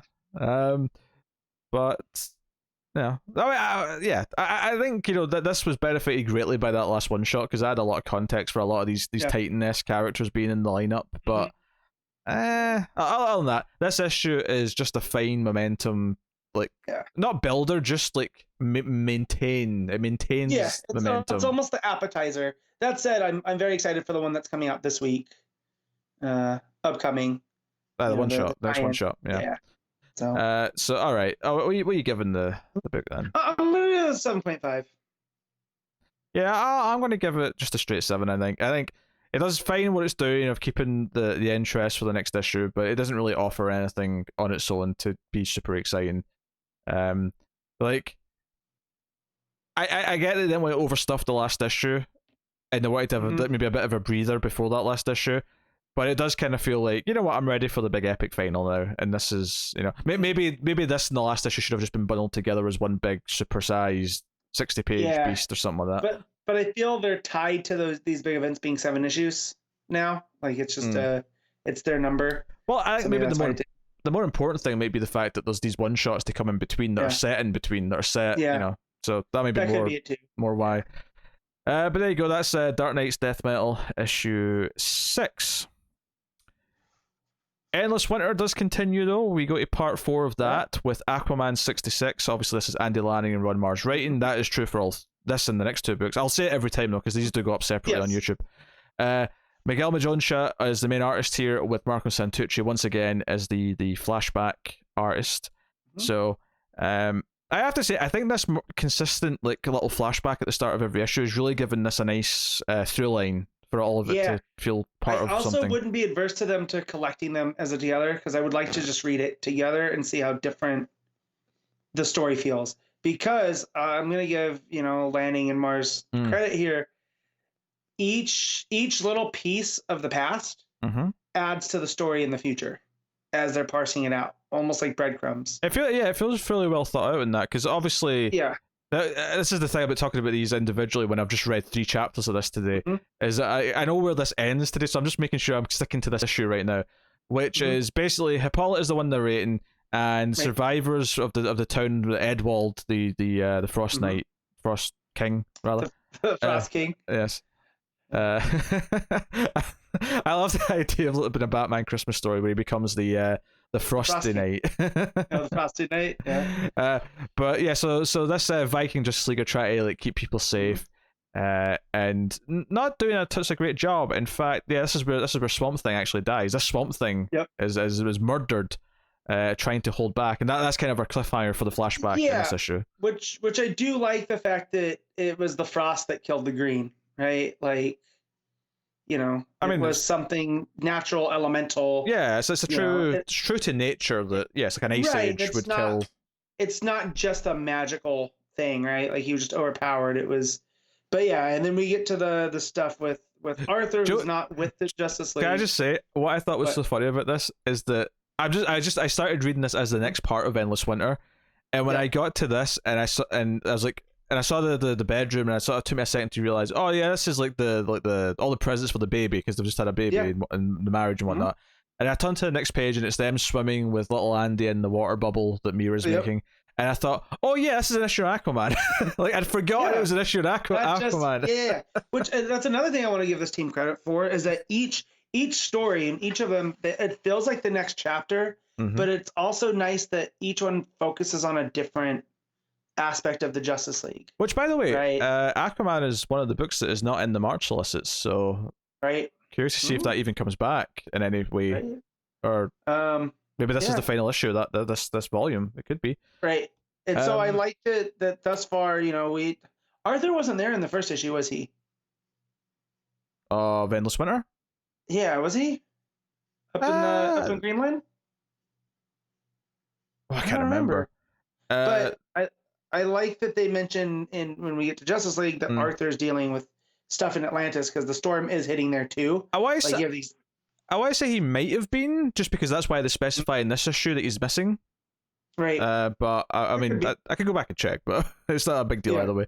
But anyway, so he comes to Atlantis, where these ice dragons and monsters are attacking just like they are on the surface.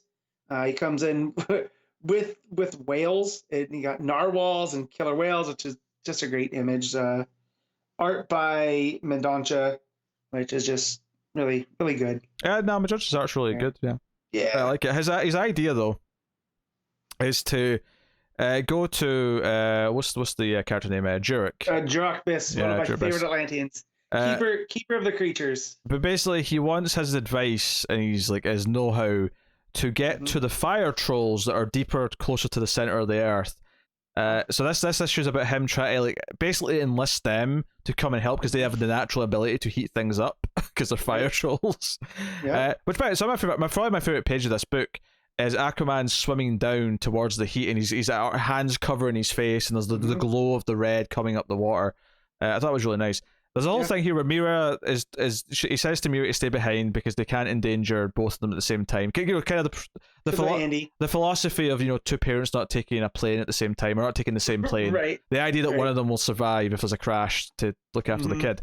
But Mira shows up and says, no, like, you'll survive. Your chance of survival is way better if I'm here to actually help you out. And turns out it needed to happen. In fact, the only reason why the fire trolls agree to help is because they're so impressed with Mira, because they've never seen anyone use their aquakinesis like this. That they're like, oh, hydrokinesis, not aquakinesis. But anyway, same difference. So that impresses them. So we get a gorgeous page of them being led to charge with Aquaman and Mira on seahorses as this army of fire trolls are running behind them. Yep. And to which the Frost King is looking. He's in the heart of the storm, searching for someone who we can kind of guess based off of how the last one ended. Yeah. So and that gets picked up in the next one, so we won't speculate because we'll talk about that in a minute. But as a chapter, again, much like the last issue, much like the other ones we're going to get to today, it does very much feel like it focuses on Aquaman, but does drive the overall story and the flashback story forward. So. Yeah, the creative teams are doing a really good job, and I feel like they're also playing to the artist's strength here, too. Because, you know, Medonca here gets to draw the sea creatures. The fire trolls look unique, you know, like they're not... Like, yeah, they're all similar, but they stand out enough that they look different. I like Medonca's Arthur and Mara, and seeing all these characters in Atlantis again was real nice, drawn by him, so... Yeah, it's just very clean and smooth. I mean, this issue went in super quick, and I was like, "Oh, end already!" And then obviously, the comfort of the end of this is like, "Oh, I've got two more to read today. Anyway, it's fine." Yeah, well, so I read this before bed last night, and I couldn't remember how it ended because it's so abrupt. Like I was like, I feel like I'm missing. So before I started reading Justice League this morning, I was like, "Oh yeah, that's just how it ended." Like, felt like there was a little thing missing. And again, I think it's because they know this was coming out the same day as the next two parts, so they didn't have to give it as much of a cliffhanger as they normally would have. So, you know what? But yeah, I think the art in this issue is particularly good. And I like how it is like tackling from all these different corners of the universe to like set up how different parts of Earth are dealing with this. And so, because I'm assuming this fire troll army will become very important in a couple issues time, later, perhaps. Yeah. So that was Aquaman 66. What are you giving this particular issue on its own? I'm gonna give this one an 8. An 8. Yeah, I was gonna be 8.5, but an 8 I think is fair. The art is really, but the story, they're doing a really good job at showcasing the Endless Wonder story, and you know, making this like it still feels like an issue of Aquaman, right? Yeah, it's very focused on him. Yeah, so. I will probably just echo that and give it the 8. I'm having a lot of fun with this. This event, this crossover for December. Justice League 58 is Endless Winter Part 5. Andy Lanning and Ron Marz writing once more. Xermanico is the main art in the book because he's been doing Justice League anyway, along with Marcus Santucci once again doing the flashback art at the start of the issue. So obviously art was probably going to be great in this one because it's Xermanico. And it's Xermanico. Man, the 1-2 punch of Santucci in the beginning and then going into Xermanico, like, what did I do to deserve this? This is fantastic. Yeah, I actually think this is going to read really well in trade. Every time it comes back to one of these flashbacks, it feels like it's nicely paced throughout the story as a whole. So basically, they've got a bunch of refugees, and you know, they're trying to secure them in this city, put up walls. Black Adam stayed behind to fight the Frost King. He's such a jerk. I know. He shows up Black Adam. And he throws a hand that he's ripped off of one of the ice monsters over his shoulder or whatever. But basically he says, no, I basically put some thought into who he was. I asked some of the other refugees from the town who he is, and discovered that he has a family. So I left his wife and children there to distract him because it might, like, break through to the human emotional part of him. But that's like putting the conductor of the runaway train's family in front of the train, just in case he'll figure out before it hits them. Yeah, I absolute madness, and it's funny. I love the smirk on his face as he says, "I did what was necessary," because it's when they call him a monster. Oh, Frost King's not the only monster out there. He's like, "I did what was necessary." He's just sort of smirking. But Hippolyta and the Viking prince run off to try and save the family. To go save him. Because why wouldn't they? This led me to do a little bit of research about Viking Prince, and just basically they summed it up perfectly here that something has happened to Viking Prince that Odin has cursed him that he can never enter Valhalla, right? So he's kind of immune to all weapons, which is a nice little take on here, why he's being able to hold his own against these ice creatures and stuff. And maybe that has something to do with Wonder Woman going forward now, right? She's in Valhalla, and very possibly we have Hippolyta there and all this stuff. But yeah, just I'm such a jerk. Could it be there's enough planning right now that there's actually seeds being sown for things that aren't directly connected to it from the get-go? Maybe. Could be a thing. But yeah, so they get there and they stop because they realize that it's actually kind of working. Like the Frost King's slowing down, and it seems like he's recognizing his family. And just as maybe he's about to be broken through to that he's going to find his humanity, Black Adam flies in and punches them and stops it from happening. And that's the cliffhanger for the flashback here. So we'll leave that there.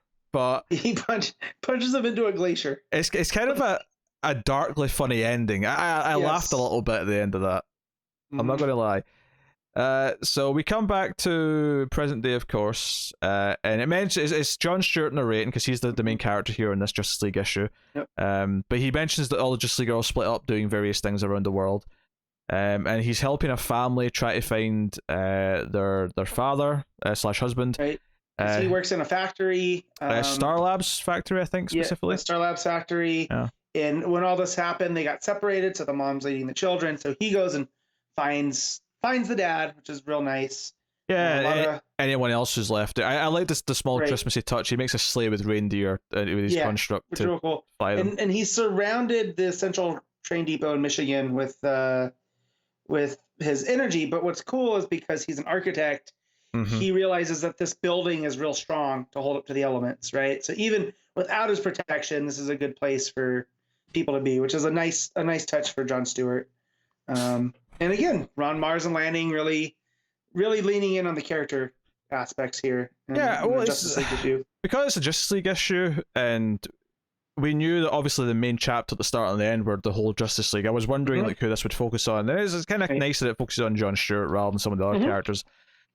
Detective Chimp's at the Hall of Justice, and he's just kind of like watching the screens and keeping an eye on everything. But it's not long until because Black Adam and the various villains and anti-heroes that he's assembled in Kandak are fighting off frost monsters. But it's not long before the Frost King seemingly has arrived at the Hall of Justice. Turns out later, of course, to not really be him. It's just an ice construct of the Frost King.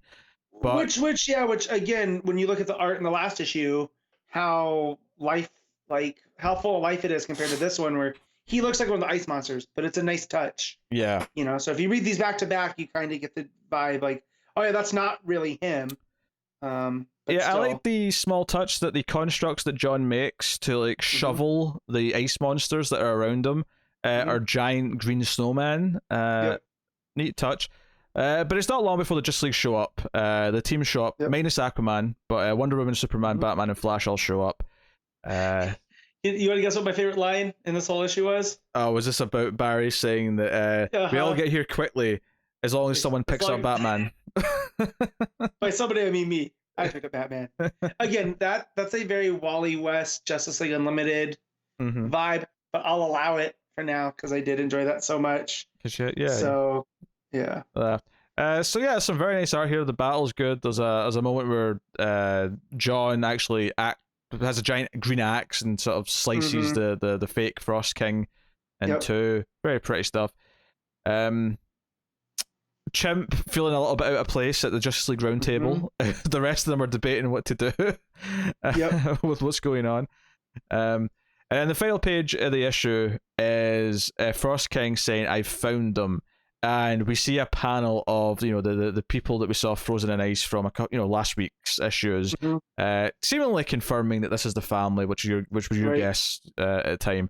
So, neat ongoing stuff. I like how it was just the page at the end of the last issue of Aquaman that we just talked about, and then a page at the end of this one is just because we're getting these in the same day and because they're coming weekly in chunks, it's actually okay to paste these reveals like this where you're just getting one page at the end, sort of furthering his search for someone. Oh, someone's the family, which was the teaser at the end of the last week's last issue.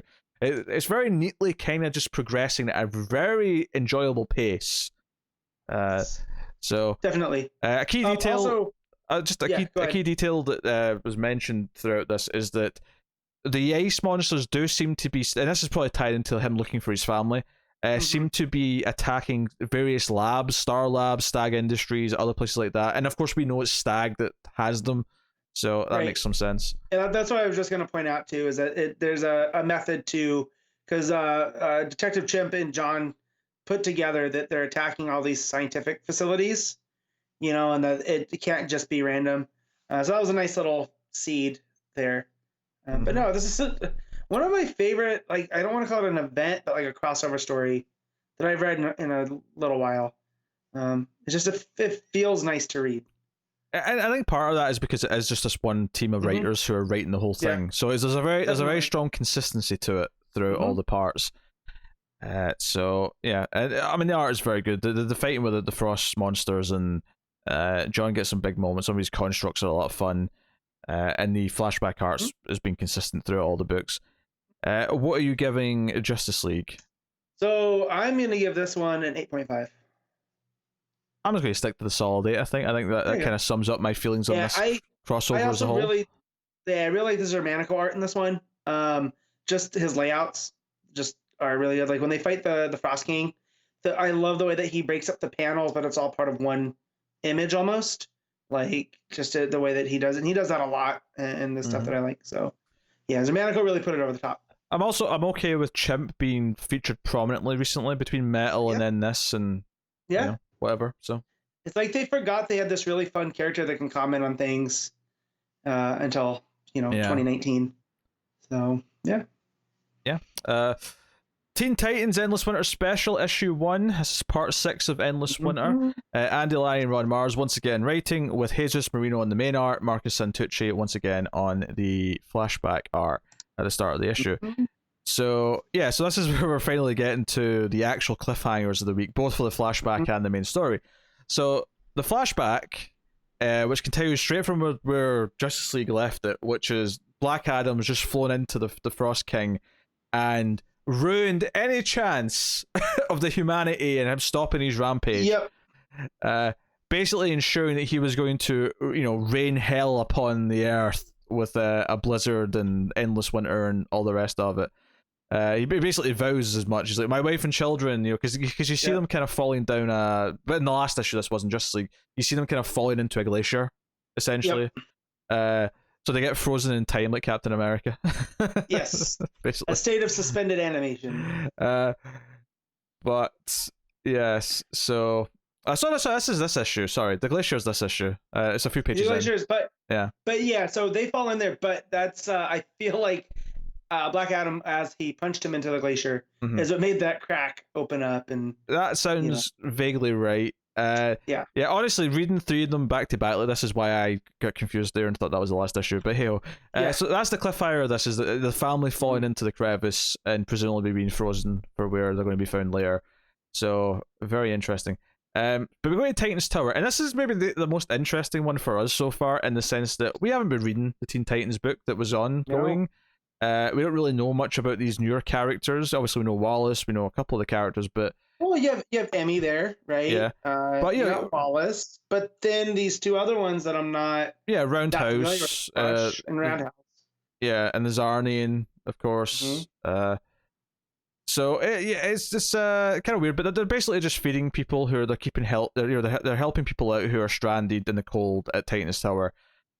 Donna, Troy, and Beast Boy show up, which I do really like, partly because it gives me a couple of characters that I really like to sort of be a conduit in this story for me to latch on to a bit more.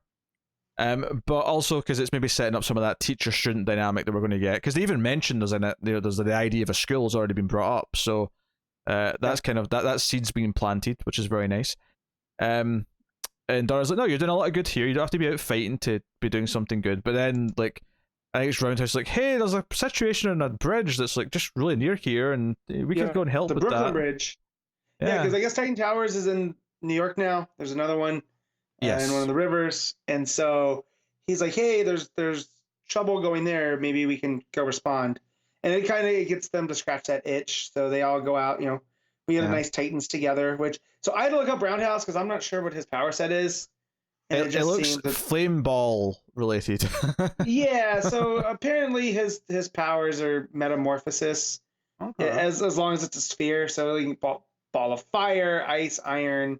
He can shrink. He has superhuman speed while he's in a ball. Well, the fire is obviously very relevant right now. Right, which is real cool. So they get to go out there, and you have Beast Boy and Donna leading them out there, and they find like this spherical, like almost like a medicine ball type deal with spikes on it, and he breaks it open, and there's a girl in there. Which I was not expecting. Yeah, this character named Summer, who I presume is going to be one of the students at the new academy when we get going. That's what I'm thinking. Yeah, it turns out she has ice powers. She can literally blast ice at people and stuff. She was on her way to Titan's Tower because she heard it was a safe place, and then this happened to her on the way. So the Endless Winter kind of awakened these powers, right? That's how you read it too. Yeah. The frost thing's attacking her or whatever. But she freezes the cup in front of them, and she in the little quick flashback we get, she's firing frost at things. So it seems like a neat way of introducing this character who is because there's even a moment here when Flash and the Cyborg show up with Starfire. He even says, "Oh, is this one of your students?" And she's like, "No, I'm just Summer." But it's kind of like, okay, so she probably is going to be a new student. we're really good down this path. They definitely did a good job at seeding the Titans Academy. Yeah, right. I'm down with that. I dig that Donna's got a winter top over her costume. She's got some winter wear. I will say, Wallace, and this was a problem I had in the main Flash book the last couple of times he popped up, but he's had this attitude problem with Barry for a while that's been kind of annoying to read, and it's still kind of there, which, I mean, if nothing else, I'll say they're being consistent with him. It's definitely a consistent thing. Like, where I left off on Flash when Williamson was done, they were good, right? I don't remember. Yeah, no, because you have the whole stuff with Iris and then Jay, and they have the barbecue. Because he's very pissy here about, I don't need to be checked up on kind of attitude. Right. It's like, all right, calm yourself. But interestingly, Donna just happens to mention here that all of this is a bit weird because it sounds very similar to a bedtime story that Hippolyta used to tell about this endless winter and this meanie, big bad meanie in the center of it, and Flash is like, maybe we should look into this. Maybe you should take me there. So the end of the issue is Donna, with Cyborg's help, of course, because he can do some boom tubes. Takes Barry to Themyscira so that he can talk to Hippolyta. So there's just them landing there and him being like, please don't kill me, because they all get their spears out. So, yes. And notably, they are all fighting frost monsters on Themyscira as well. That's a problem there too. Yeah. I do love that Cyborg is still just, boom tuber. Like, but so yeah, it was nice seeing Starfire there though, like, because that ties it into the her being a teacher there, X-Men style. So her coming back with Barry, just to check, like that was nice, and then them showing up on Themyscira. So I'm excited to see where the next chapter goes and in Dark. So no, yeah, I think that this in some ways could slightly be the weakest issue, just because I'm not as invested in some of these characters from Teen Titans. That and the art's fine. I usually like Jesus Merino. The coloring seems off compared to some of the other. Like it has a different feel to it than the last two did. And I mean, the art's still fine, but it does stand out when you read them back to back. So, but yeah, like you said, I'm not as invested in this Titans team, but I do like that the lesson they were teaching them too is like you can help by not being on the front lines. Yeah. Like, you can help the people that need help. That was nice. Yeah, I like the teasing of the Academy. I like this new character of Summer. I mean, we don't know a lot about her yet, but I think interesting a character like this that we can then pick up on in one of the books afterwards. I like that as a piece of ongoing storytelling. I like kind of the teacher dynamic of having some of these new Teen Titans. There's a couple there to begin with, and then Cyborg and Corey show up later. It feels like they're really seeding some of that stuff, so it feels like it has a purpose beyond just advancing the plot of Endless Winter a little bit, which is nice. So yeah, yep. But yeah, the art is probably the weakest of the three this week in terms of the main art, but by no means bad. So what are you giving Teen Titans Endless Winter Special issue 1? I'm gonna give this one a 7.5. Yeah, I'll probably just go with a straight 7, I think. But there is stuff in there I quite like about it. So yeah, it's still good. Like I'm still having a lot of fun with it. Yeah. So no, good week. So there was 3 parts this week. The next 2 are next week, and then the final part 9 is the 5th week. So next week is part 7 and 8, and part 9 is on week 5. So very good. Batman 105. There James Tynion IV, Christian Duce, Alvaro Martinez, and Carlo Pagulayan on art. Too many artists. Let's just get that out of the way. There's that. There's the abrupt ending that I did not enjoy. Like I hate to just jump to the ending, but we have all of this build up with Ghostmaker and how he's a threat to Batman, and their philosophies are so different, and then they just team up at the end. Also, actually, there's a 4th artist. Danny Mickey is also there. Oh, okay. So there you go. Although it doesn't mention inkers. It doesn't mention any inkers, so maybe some of them are just inking. I mean, yeah. Anyway, either way, the whole Ghostmaker thing's been kind of weird. Clearly, Tynion's got some interesting ideas planned for him sticking around, which is kind of where we end up at the end of the issue, is that he's going to stick around and try and do things Batman's way and help him in the city, because Batman essentially kind of challenges him, like, hey, how about you prove that it can be done? Because he's always been someone who's been sort of having a pissing contest with each other. So, well, and I hate his logic for, I want to do it just to do it. And he looks down at Batman, who's actually wanting to make Gotham a better place. For Ghostmaker, it comes down to, it's almost like it's just a sport. And I don't know if that justification's enough to make him so aggressively telling Batman that he's wrong. Yeah, I mean, the whole thing here is that Batman's like, you know what? I like the idea of you being around to kind of call me out on my bullshit because Alfred's not here anymore, and I kind of need that. Yeah. But obviously, the one rule is you do not kill in my city. That you just you don't cross that line. So I'm interested to see what the dynamic is maybe going forward now. I hate how he was retconned into the backstory, though. I absolutely despise it with every fiber of my being. Yeah, well, he's Batman with swords. That's basically the difference. Like, and a different attitude, obviously. Well, yeah, but like ultimately, we know his name starts with a K, because at the beginning we see him, don't call me by my name. My name's Ghostmaker. So I do like the difference between like Batman having come to terms with that he is Bruce. He's not just Batman all the time, versus Ghostmaker, who that's his only identity. His name conversation there. Kamartha. That's his name. Kamartha. That's what his name makes is. Sense. I did actually quite enjoy Harley talking Clown Hunter down, which is kind of the centerpiece of the issue. That's the highlight. Which is Batman frees her so she's able to get up and not be killed. And Harley basically tells Batman to stand back, and she goes in and just tries to talk and basically apologize for any part she played in the death of his parents, and that she's trying to do better, and that she is a therapist, and she tries to, it works. She makes a point of asking Batman his name, and I like that, because the text for Clown Hunter has always been different. His lettering's always had this lowercase kind of wackiness to it. and not over the top. It's still easy to read, but Right. I like, when he says, because when she asks his name to Batman, because she says Bo as in BOW, and then Right. I was like, no, it's not, it's Bow. Bow. And he's just like, Clown Hunter, I'm Clown Hunter. Like, I think the lettering and the art did a really good job here of telling me that he's trying to convince himself as she says that. And I think it got across as much as I'll critique that there's too many artists on this book right now, and I don't know if it's just because they had to try and make sure all these issues get out before Future State kicked in. Right. But so there was maybe this rush to the finish line and yada yada yada. I do think the art in that panel does a really good job of telling me and giving me a sense of his mood, his tone, how he's feeling in the moment. I can imagine him quivering as he's saying that line, as he's trying to convince himself. It's almost like a murmur.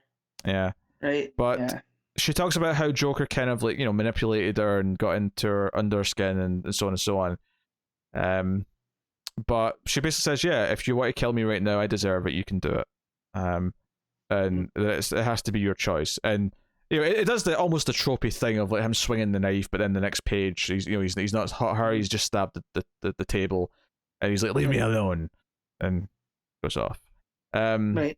And that's when Ghostmaker. That's another thing. But so that whole section with Harley talking him down and going through and being like, look, I can only apologize so much because I can't excuse myself for being around Joker. Like, that was all stuff I did, but the fact that like Ghostmaker had set up almost a trap that Clown Hunter was supposed to kill Harley, so then he could kill Clown Hunter to teach Bruce a lesson about not caring about people.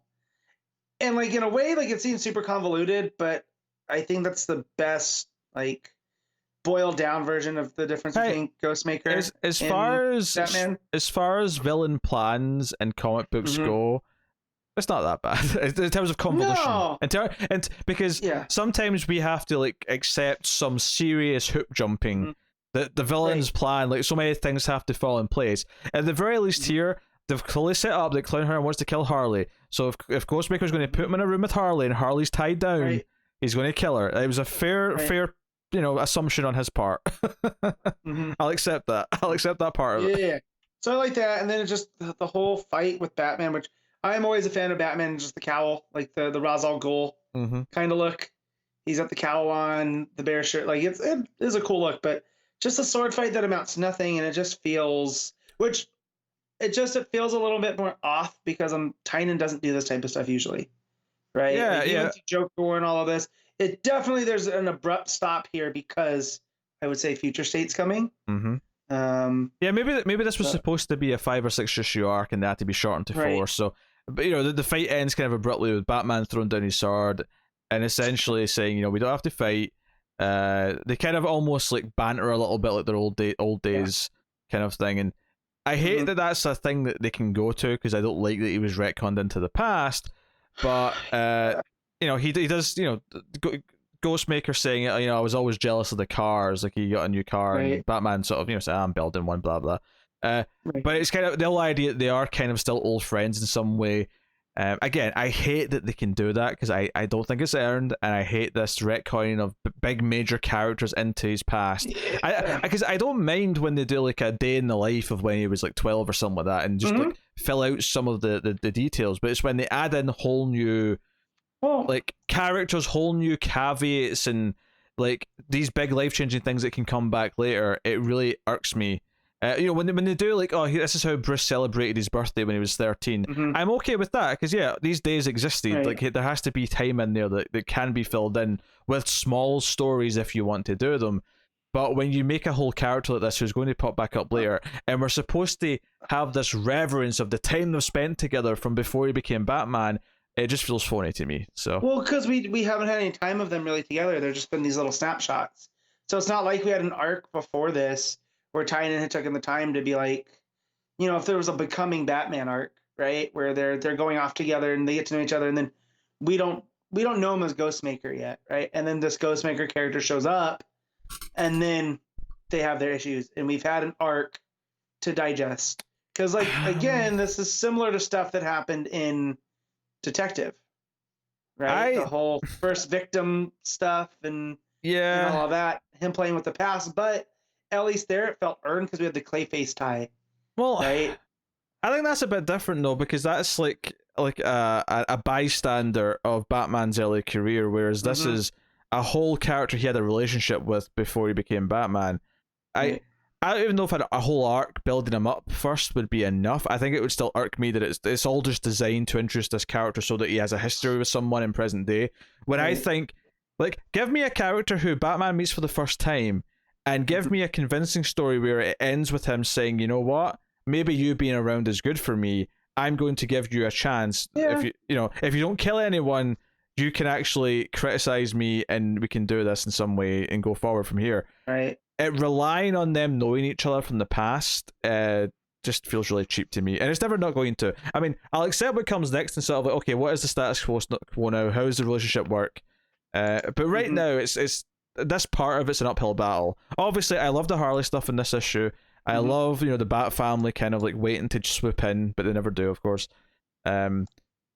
But I mean, at the very least, I do think the final page with like they hear there's my radio's picked up that there's a hostage situation somewhere, and they kind of like I bet I can get there before you can. Like, the idea of a competitive, spirited Batman for a little bit is kind of an interesting idea to explore. Oh yeah, just because I'm tired of tortured Batman, so sure, let him have this, Yeah. I hate the retconning of the character into the story, and I'll try not to complain about it too much going forward, but this was the arc that introduced the whole thing, so you're getting my complaints here thick and fast, so you may accept it. A lot of artists, different styles. It's jarring in places. I mean, it's not as bad as was it the last issue where the style changed so much like you're getting whiplash. This wasn't as jarring as that by any means, not even close, but definitely like I accept that you can't have the same artist on a book the whole time, although maybe with single shipping there it'll be more possible, but having different artists in the same book is always going to be an issue unless it's divided neatly with like the flashbacks have a different artist or whatever, and that may be true here, but there's 4 artists on this book, so there's not 4 different things to put them on. Right. So, there you go. Do you have any other thoughts on? No, that was. I just wanted to praise the Harley stuff in the middle because I really thought that was good. The art was better in there. So because there's that one panel with her and the Joker, and it just looks not so good. But and the classic. I like the. Yeah, she has the classic outfit on. Yeah. Yeah, but I appreciate what they were going for. Definitely, I think that part really did work. So, but yeah. All right, what are you giving it? I'm gonna give this one a 7. Like it's I guess it's fine. The art is a bit of a headache, but the rest of it, outside of the Ghostmaker thing, I think was handled pretty okay. I don't know. I'll go with a 6, maybe. I think the retconning of the backstory with this character and that being kind of what it relies on to like have this resolution just makes the whole thing a bit sour. Even though I do really like the Harley stuff, and I do like the shaking up what Batman's attitude is going to be for at least a couple of arcs. So we'll see how that goes. But we'll be back to this in March. But we've got 2 months of future state shenanigans next. But we'll see. So there you go. Superman 28, Brian Michael Bendis and Ivan Reis on the art. This is the final issue of Superman by Bendis. Obviously, the action's still to come. That's coming in a week or two's time. So next week. So this is dealing with the Sinmar stuff, and also kind of what the Lois and Lana stuff has been building to, which is Lana reading a book that Lois wrote about Superman, and her reading like an excerpt from it on her podcast. And we hear, and honestly, that's probably the best part about the issue, is this whole speech about how Superman needs human beings as much as human beings need Superman. And that was a nice sentiment, and it's kind of obviously the main heartfelt point that Bendis wants to make as he says goodbye. Unfortunately, everything with the Sinmar and that conflict has mostly been a chore to read, and this issue wasn't really much different in that respect. So, like, I've been staying up to date on this, but like this book would come out, I would read it when it comes out, even if I wasn't recording. I'm still not 100% certain on what the hell all the Sinmar stuff is about, because I don't remember him taking over the planet. Like, that was something that I didn't feel was brought up before, was it? Am I just forgetting? I think it might have happened at the end of 25. Okay. It might have. Because there was a lot of stuff with that planet, and but there's so many. And honestly, the second page in here, so the second actual page of comic, is this 2-page layout, and these speech bubbles that are going all the way around the sides of the pages are absolutely atrocious. And I can't tell the difference between the two characters since they don't look apart. I don't know who's supposed to be talking. I don't know. I didn't realize Utopica was this supervillain's name, or this Sinmar, whatever, Sinmar Utopica. I do not like this stuff. I appreciate what it did, but it was just... It's not been clear. It's not been clear since the start, and it feels like the Lois and Lana stuff's the important part, and I get thematically it's trying to tie in to this. Like, that this story is supposed to like tie into it, and maybe shows you what happens when there's a being with Superman-esque levels of power on a planet where they don't have this bond with the population, where it is this cold and separate thing. But yeah, all of the fighting, the debating, like, I enjoyed reading the podcast, like, narration from Lana. Like, that was my favorite part of every page. Like, I was just enjoying reading that, because that was actually quite good. Well, Bendis, here's my take on Bendis' The Superman. There's a lot of good ideas he had for Superman that I don't think the execution worked. No. So, like, we get to in action, the Invisible Mafia. Great idea going off. Like, they hold meetings in this lead-lined building, and like they don't say Superman, and there's this whole stuff there that's kind of falls off because it starts to get into the more superhero-y stuff where it gets a little bit jumbled. And here, or even just the leader of that being someone who's from Earth 3, and the reason why she has all these tactics is because a lot of people have to do that on Earth 3 because of Ultraman. Right. That's quite kind of interesting. Right. So there's stuff there, and just like this one, there's there's a lot of good stuff here. It just gets bogged down by the Sinmar stuff, and I appreciate what he was trying to do, but I don't think he does it effectively enough. Like you said, it was a chore to read, and of course the Orange Sun has these adverse effects on him, and they get him an armor suit that charges him with Yellow Sun somehow, and and I did like the United Planet showing up at the end to kind of help him out. It ties into the run, because a part of the run's been about setting that up with John and all the rest of it. When they shut up and I could just read the Lana podcast with like the art of him punching the alien, I was like, okay, now I'm enjoying the issue because I can just focus on the text as he's doing this. But anytime the Sinmar aliens had a conversation or talked, whether it was to each other or to Superman, even to Superman, it was kind of frustrating to read. I didn't really enjoy that at all. But Supergirl shows up with Crypto. She's got like a suit of armor on.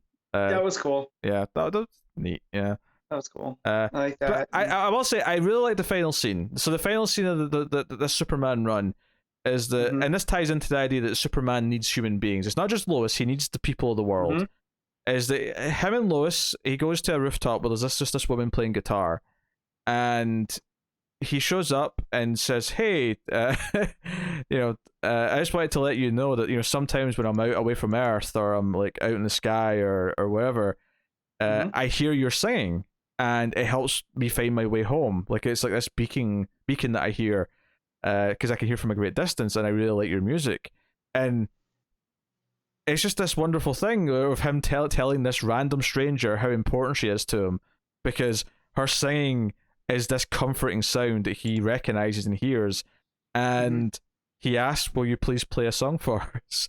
And that's how the story ends. And the final page is her playing her guitar with them floating above. This is like a 3-page story at the end that could be in one of those anthologies, like Superman's 80th anniversary or Action Comics 1000. This could have been a 3-page story in that, and it would have been a great 3-page story on its own.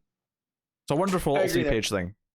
It was real nice, and it was like like an after dinner thing. Like you got through this big huge meal, and you're kind of like, why did I do that? Oh, but wait, there's a small thing. All right, cool. Yeah, because it's a lot, man. This I sat down to read this one, and it took me longer than it normally should have, just because there was so much dialogue. In the way that it's written, too, it makes it you stumble over it because it doesn't flow. So, but when you got to this end, it made it all worth it, I guess, because it is this really nice human moment for Clark, and it gets it reinforces he needs humans as much as they need him. I mean, I think what this kind of sums up to me about Bendis' Superman run is that Bendis' ideas for Superman and the way he thinks about the character are pretty on point, I think, for the most part. But the stories he's told haven't always been good. The points he wants to make about the character are pretty much always good, but the stories he's told haven't always been. And this Sin Mar stuff is a key example of that. And I know some people hate his run. I know some people think that he's kind of deconstructed everything that was built beforehand with aging John up and sending him off and kind of like having him be kind of separate from Lois for a while. Although I never really felt that. It felt like they were just doing their own thing. Me neither. And it was fine because when you were in the Rucka Lois and they would have their moment, it made that moment feel special because, like you said, they're both doing their own thing and they respect each other enough. I would say almost as human beings, but as in a relationship, that he knows he doesn't have to watch after her all the time. Yeah. And she knows that too. And then Bendis would reinforce that in certain things in Superman or in action. But like, I'm so tired of hearing people complain about them aging up John. Like, that was a really good era with Tomasi and the Super Sons and all of that. But at the same time, I kind of like older John and that wrinkle that it adds to the Superman mythos. Which, technically, by the way, the digital first by Tomasi, continuing that is just started. So, I mean, there is more Super Sons with that age group, if you want it. And believe me, I get it. I get upset when, like, I'm upset that there's not a Green Lantern book outside of the N.K. Jemisin one right now. I'm drawing a blank on the name with Joe. Far Sector. Far Sector, thank you. And so I get it. I get that there's things that you like and you get upset about it, but when I always see that that's the main factor that people don't like Bendis's Superman run, when there's a bunch of other, to me, more valid reasons, it kind of leaves a bad taste in my mouth. And it's almost like well, you're not liking things because you don't like what he did to John, not, because there has been good stuff in there. And just to throw it all out, like, oh, well, he aged up John and it ruined everything. I'm like, oh, come on, guys. Well, I mean, I don't know. I mean, if you don't like it, you don't like it. And if it's, I get if it's a big deal, but comic book fans can be kind of fickle and kind of like sticking to one point that really upset them. That said, I do think a lot of the stories in the back half of Bendis' Superman in Action run have been weaker. Superman especially. I think Action, the story's not been that much weaker, but unfortunately the art has tanked it in a completely different way from Superman. So if it wasn't for the art, because I have enjoyed the story there, because the last time I came on to talk about it, I am enjoying the House of Kent stuff. But I almost feel like he started off with a point to go and he just couldn't get there for whatever reason. Because remember, we had that whole Unity Day thing where we kind of looked at the future and there's a, Superman's, I think, daughter that was there with the Zods, and they're having all that stuff there. And I feel like he never addressed that again and never seeded any of that type of stuff later. And he just kind of got away from him almost. But we're moving on to a new era. Now after. It's just sad because it's just kind of I'm at this point now where honestly Bendis' Superman run as a whole, I have to be like, well, it's a very mixed bag, and I have to really sort of pick out what's good about it, what's bad about it. I can't just wholeheartedly recommend it to anyone at this point. No, because it is such a mixed batch of things. I feel that with his Legion as well. Like, if I'm gonna recommend anything from Bendis's DC time, it's gonna be Naomi. Yeah, Naomi. No, absolutely. That 6 issues of Naomi is the best thing he's done at DC. There's not even a question to me. Because even his Legion run, which I thought started with a bang, has kind of meandered. And I can't recommend Young Justice You know, I mean, if that hadn't been announced as ending, I might have dropped it a few issues before it did end. Yeah, like, I might have been done. Yeah. So I'll tell you that too. Naomi and Event Leviathan. No, I enjoyed that a lot too. So he's actually there's two minis that he's done at DC that I've really, really, really liked. So I hope his Justice League leans towards them a bit more than the other stuff. Yeah. Mm-hmm. But yeah, so we do have one more issue of Action, so we'll get to that next week. Mm-hmm. But what are you giving Superman issue 28? I'm gonna give this one a 7. 7. 6.5. I'm going to 6.5. The art is real strong, but I did not enjoy reading this until like really the last 3 pages. Yeah, so, I really like the narration from Lana and the point she makes, which a lot, thankfully, after a couple of conversations, mostly takes over all the text, and the Sinmar dialogue goes away. I enjoyed that, and I really loved the last 3 pages. I thought the points that it was making and that side of stuff was great, but the actual alien conflict that Superman was dealing with, bleh. I could really be doing with none of it. So, which makes it really hard to rate, because there's parts of it that I really love and thought was a touching Superman moment and a touching point to make about the character. But part of it I really didn't like. So I'm going to land on a straight 6 for this issue. But, I mean, there's a lot of confliction. And I'm disappointed. I'm less disappointed with the issue at this point, and more disappointed that I'm conflicted overall. It's as weird as that might sound. I'll just say I'm happy that he's moving on to Justice League, and we're getting a new era for Superman, because I don't feel that outside of the initial buzz, I don't feel like Superman or that Bendis brought his buzz really to Superman. Just judging off of the Twitter reactions or even Reddit reactions that maybe DC was hoping he would. And I hope single shipping for a start, but I hope he stays focused. I hope it's just he's writing this one big book now. Yeah, maybe he'll have the Leviathan sequel, checkmate at some point. But and also the idea of Connor having to get a Bendis book to read, Justice League Dark. It's really funny. Yeah, it's really funny. Yes. He says he won't be reading them, but I've got a feeling some Patreon producers might feel otherwise. Yeah, but it's also he really likes Ram V.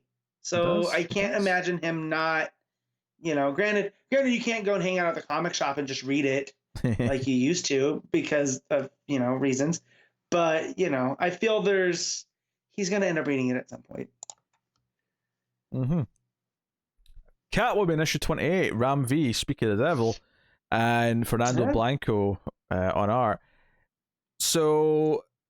yeah, this is the third part of this run proper, and I'm interested to hear what you think of this run, because you've not been here for the last couple issues.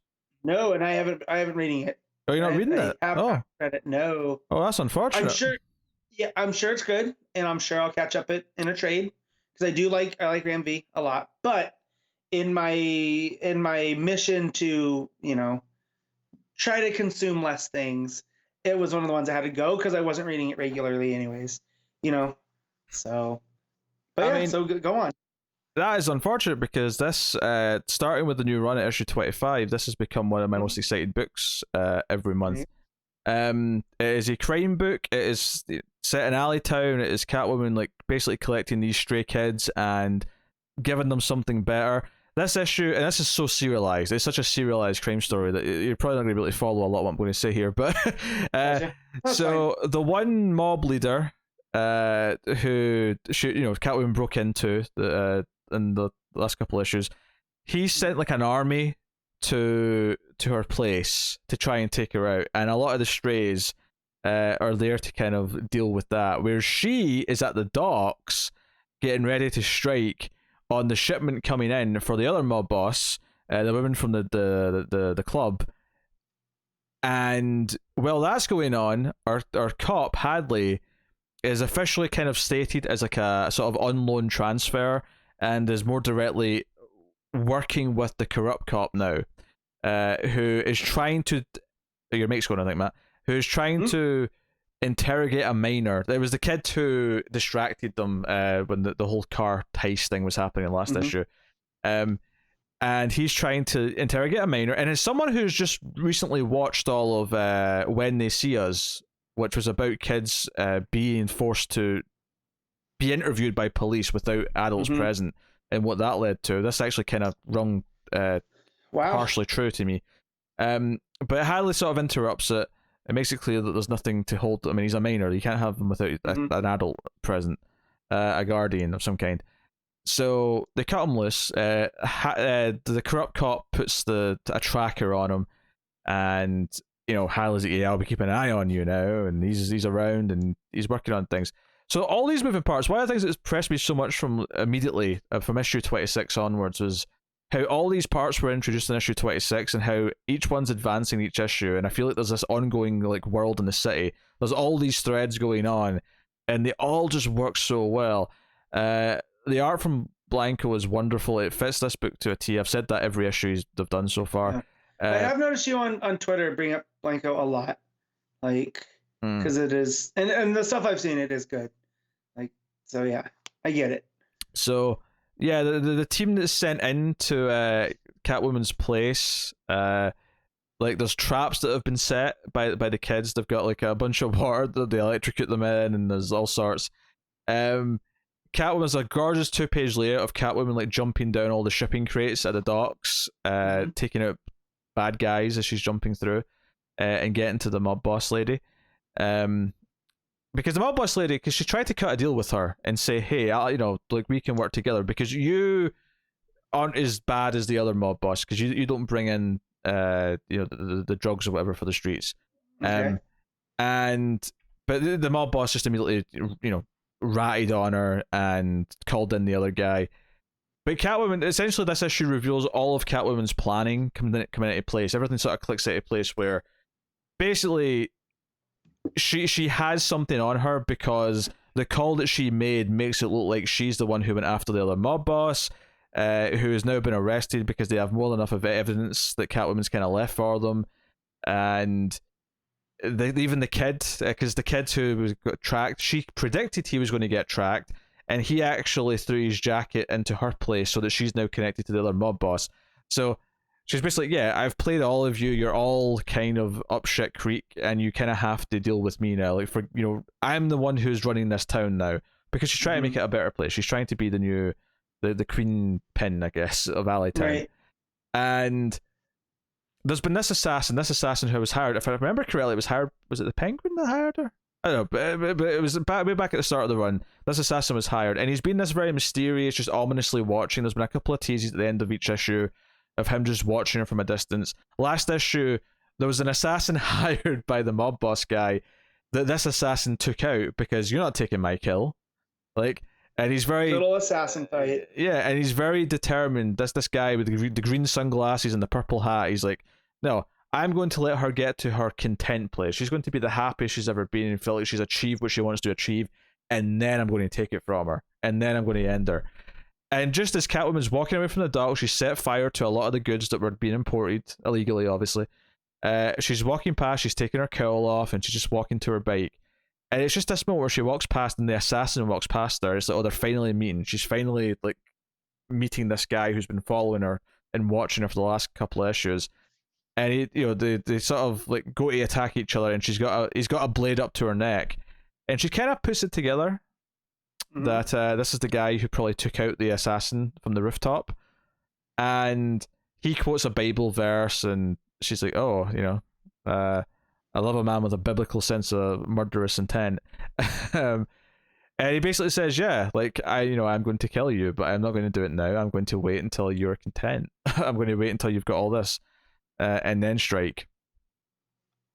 And Catwoman's like, yeah, like, if you're going to fight me, like, I'm the one who's going to win. But he seems like a real threat, and I think there's been such a mystique about this character and the way they've built him up that I was excited. The panel of them walking past each other had such a sense of pacing and like cinematic quality to it that I think this book has had. The pacing between all these stories, all these plot threads are all interwoven with the two different gangs, the corrupt policemen, because these were the ones that were all introduced in issue 26, where it really set up this world where we have these two crime gang families. One's more about drugs, one's more about guns. Who those two bosses are, this corrupt cop who kind of like rats out people, works for them, fixes things, And then, of course, Hadley's this cop who was in the previous Catwoman run, but it's kind of neatly fit into this without feeling like I need to know anything about him. He's just like this. He's more of a decent cop who shows up, and he's kind of tracking down Catwoman, gets involved in all this other stuff that's going on, and now he's here too, officially working as of this issue for the local police department. And the final page is an interesting one where his the other cop, the sergeant or whoever, gives him a new case, like a weird case, where they're letting the mob boss that they arrested go because he's ratting out other people, so they're going to let him go for now. But they may be able to catch him on something else. His drugs have something kind of new in it. There's something weird. There's some sort of new thing that it's being laced with, and it's plant-based. And the final panel is that there's like some scientists who have got poison ivy in like a chamber. Like in it's like a not a cryo chamber. It's just like it's still liquid, but so yes, they're basically like taking stuff from poison ivy and putting it in this like designer heroin or whatever it is. So you have to go and man. Yes. So obviously, Future State Catwoman's next. So we'll be back to this properly in March. Although I think the poison ivy stuff actually is Future State related. I think that actually is going to tie into stuff. Well, that's now it's almost like a Sirens reunion is coming because you got Catwoman and Ivy and Harley all running around trying to make good. Although we'll see with Ivy, she might be pretty pissed.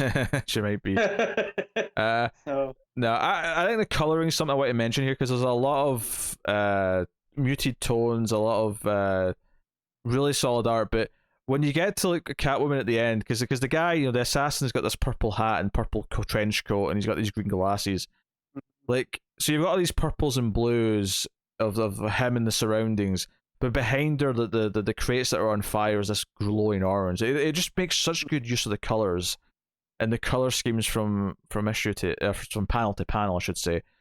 I am routinely impressed with the pacing and how many plot threads this book can dangle without ever feeling overwhelming or without ever feeling like I don't understand what's going on. Because even though there's so many things going on, admittedly, I've forgotten a lot of character names. I couldn't tell you the name of either of the mob bosses right now, but it doesn't matter because they're so distinct visually that they're very different characters. One's a black woman who works out of a club. The other guy's this more sort of rough guy with a goatee. They're very distinct. There's no mistaking which one's which in your head at all, even if you can't remember their names. It's really well done. So had you read his Justice League Dark, you'd feel the same way because there was a lot of balls in the air and he was able to juggle them very, very well.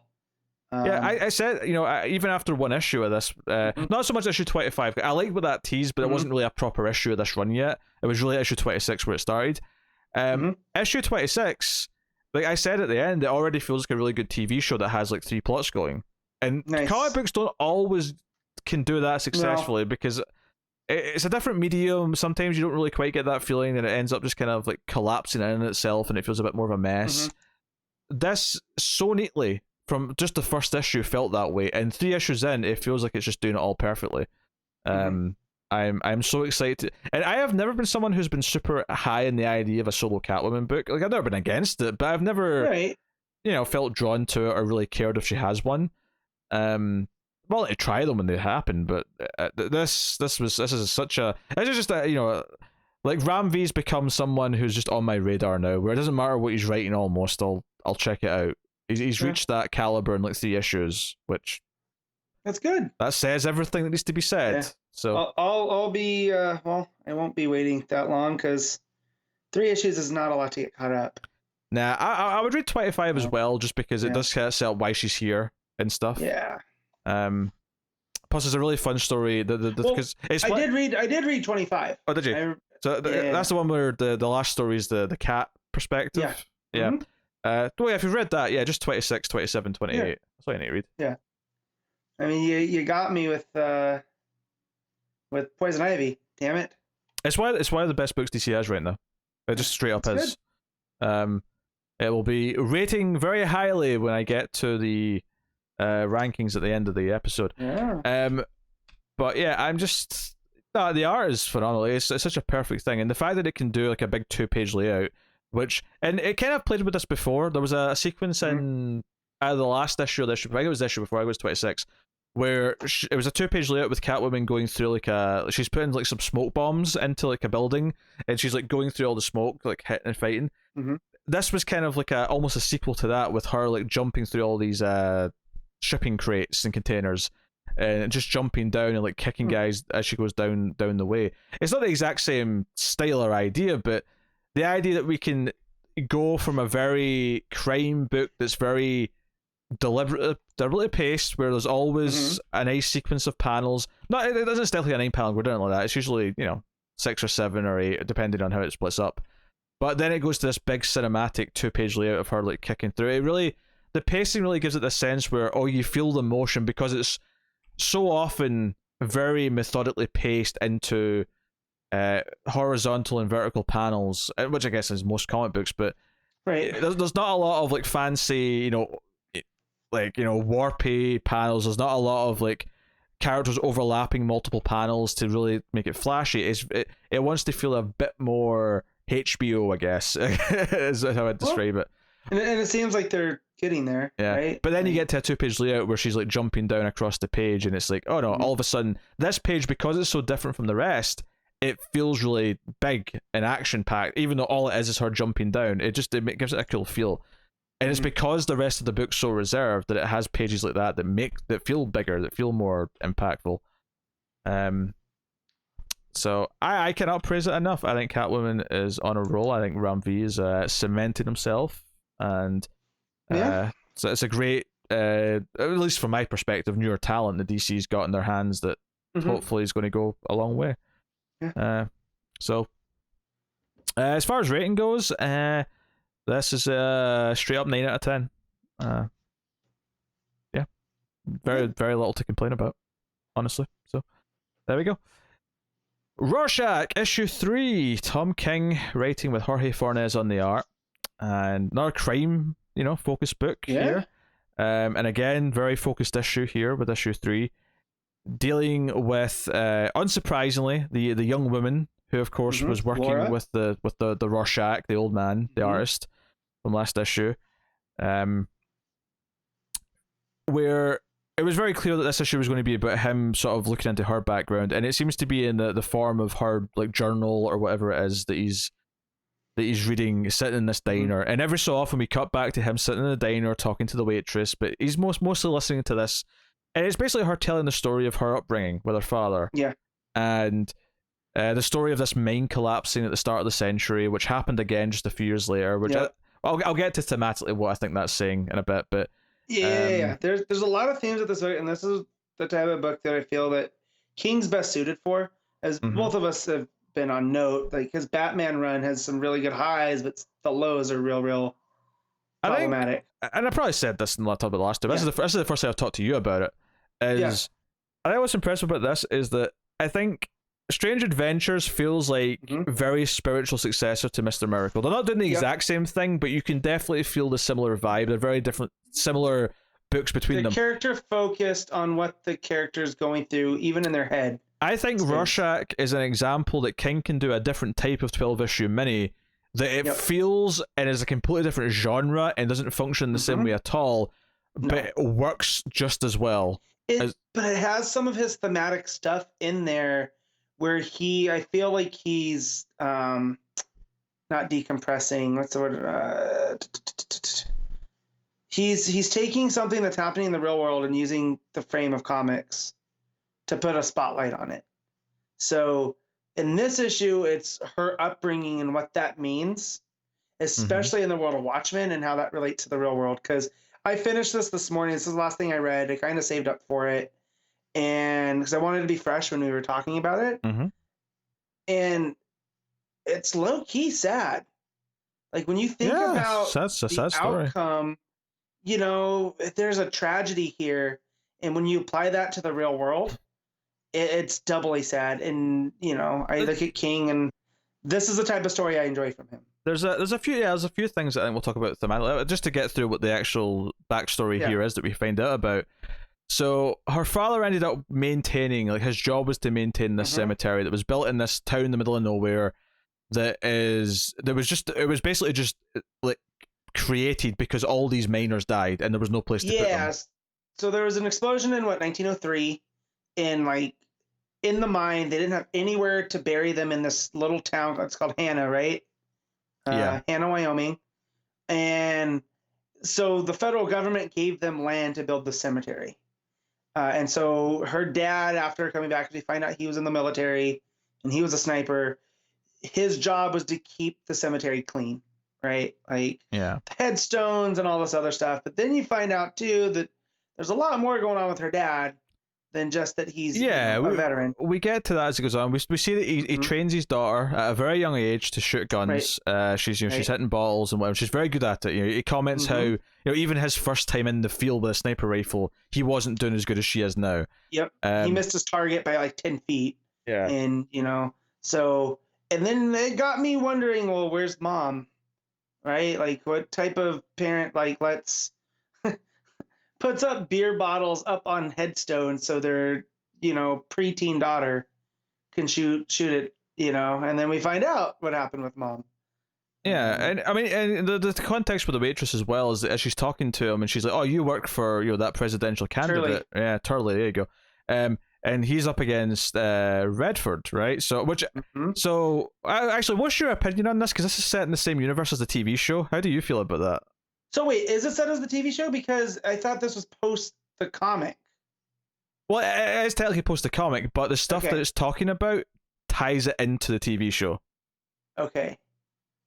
Well, I didn't think about that. I was just thinking that this was post Doomsday Clock comic continuity in that world. This directly references the TV show. Shoot. Robert Redford being president is a direct reference to the TV show. But that was also in Doomsday Clock, if you remember. Was it? Yeah, it was also in Doomsday Clock when Veidt is doing his plans to find Manhattan. Okay, I can't remember what else it is, but there was other things in issue 1 that confirmed it was in the TV world. If you guys have those, let me know, because I did enjoy that show. I'm sure there was. I remember talking about it. So dense that I have a lot of time. I remember the big beats and the stuff that I enjoyed on it. Like Jeremy Irons and there was definitely other things in issue 1 that basically confirmed it was. On top of that, I think thematically there's stuff in this issue that also ties it into the TV show more than it does the comic book. Well, and I'm wondering if it's a chicken or an egg thing that King maybe saw stuff in the show and goes, well, I have an idea how this would work out in the comic version. But then again, the show is a spiritual successor to the comic, so man. Manhattan. Well, I mean, either way, it works as a sequel to the comic, but I think it's a sequel to the comic that ties into the same universe that continues with the TV show. I guess that's one and the same, and I didn't think about that. That of course they would be, because the show's in that world too. But it doesn't work with Doomsday Clock. I don't think. I think it definitely works with the show and not Doomsday Clock. Okay. So, anyways, your point still stands. I get what you're saying. You're talking about the militia and stuff like that, right? With Redford as the president. Yeah. Well, I mean, more specifically, that there's a lot of people who are upset because Redford is this what it sounds like from what I remember from the show, this very democratic president. Very liberal, and if nowadays if you're liberal, you get branded a communist, like it's 1950s again. Yeah, anyway, so here the waitress talks about how we like this candidate here. Hannah's a very pro. So it sets up the idea that this town is very anti-Redford to begin with. So even the idea that the father and the daughter lived here, this was kind of the world they were surrounded by. So they were kind of living in this type of place. But we find out the dad, again, more with the story in the flashbacks, is that the dad basically reveals to the daughter that he's got this bunker full of guns and weapons and all sorts, and that essentially he killed her mother. He killed the mother not long after the birth of her. And then he says, and this is what made me really think of the show here. Yeah. Is that he talks about because the squid got her, because the squid's still out there and it can still take a hold of people. Because, of course, the squid, telepathic squid, of course, is a big part of this. And the idea that he is such a conspiracy nut who is convinced that the telepathic powers of the squid is still something that can happen to people. And is affecting people. Changed the mom, and the mom wasn't herself anymore. So because she was part of the squid now, she's the enemy. So he had to get rid of her. And so her whole training, this Laura girl, is about that. Is we have to stop the spread of the squid, right? Yeah, and this ties into the mind stuff, because it turns out that only a few years later there was essentially another accident, and it just happened again. Yep. And his whole fear is that the squids are going to come back, and there's going to be another squid, and there's going to be more reasons. So we have to always prepare. We have to prep. We have to assume that the bad things are going to happen. Militia, and he starts teasing the other guys in the militia that his daughter is better at all of this than they are, and that she's the future. But then we know that her future is she dies trying to take out Turley, right? So, or for what looks like that she was trying to take out Turley. Yeah. I'm still not 100% on what actually happened. That was my main takeaway.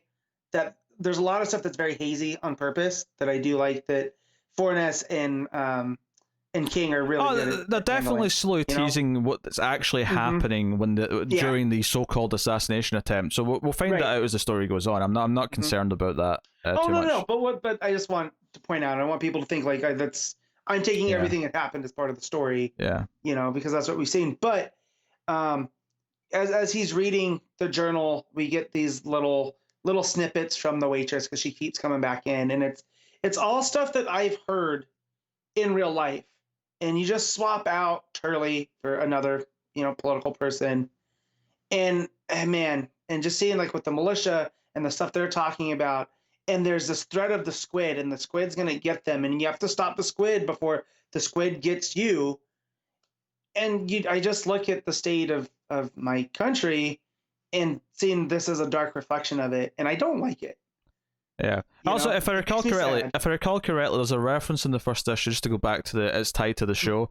There's a reference in the first issue to where things happen in the show, because I think it's set after the show. Okay. Actually, not. If that's the case, brilliant. No, maybe it's before the show. It has to be before the show, because he's facing. Well, because of what happens. Redford. Yeah.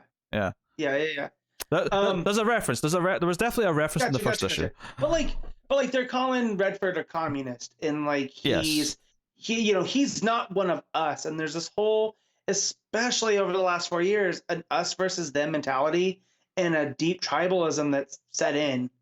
And here you imagine this world where a space squid shows up in New York, and and what that does. And now that you bring up the show, in the show, the squid plays a big part in like the after effects and how it changes the lives of people, right? And just that there's this whole group of people that just take whatever the threat is and take it as gospel without thinking. And because we see her training with explosives. We see her training with all sorts of things. Be able to take down men that are 3 times her size, because she's still like 12. Right. And then the father's even squishing squid in her face is like the squid's coming for you, like. and to me, and this might piss off some people who are listening, I don't know, but he's essentially training terrorists, if you ask me. Yeah, no, it's essentially what's happening. These are terrorist tactics, right? Like, we have to be ready for when the government comes to get us, because they're all controlled by the squid, and like. It reached its breaking point when he smashes the squid in her face as like a, that's not normal stuff. So there's another point I was going to make too with. Well, I think the other thing about the mind stuff, about it happening again, is that basically the signs were all there that it was going to happen again. So he's basically, this has been used as a justification, or not so much that he's actually bringing it up per se, but thematically it's been used as a justification that this is inevitably going to happen again, and they have to preemptively do something about it. They have to fight back and do something before. And that obviously not the main stuff. The main's just an example. It's a metaphor about the squid. The idea of the squid, and Right, that's just the scapegoat, and that's the point I wanted to get to with the mine, right? That the whole reason this town exists is because of the mine, and there's very little people there, and all the people that were working in the mine, like King writes it very graphically about what had happened in the mine, and then it happens again, but it's not because of the townsfolk and not because of their hard work. It's the people that run the mine that knew it was unsafe, and that it could catch fire again and explode again, but they still sent even more people down there, right? And then there's a whole piece about how there are people of color that worked there that weren't counted as Americans, right? Mm-hmm. Like they weren't included in the count of the dead as Americans.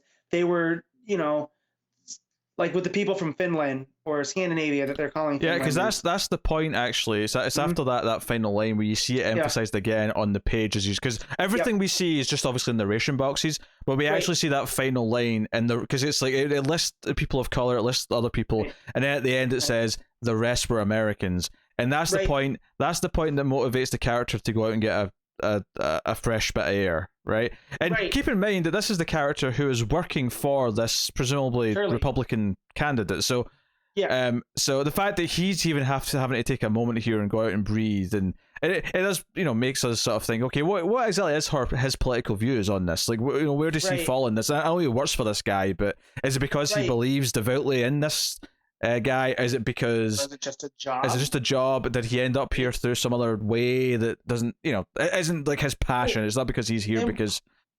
Yeah, and what gets me here too is like the real enemy isn't the squid, right?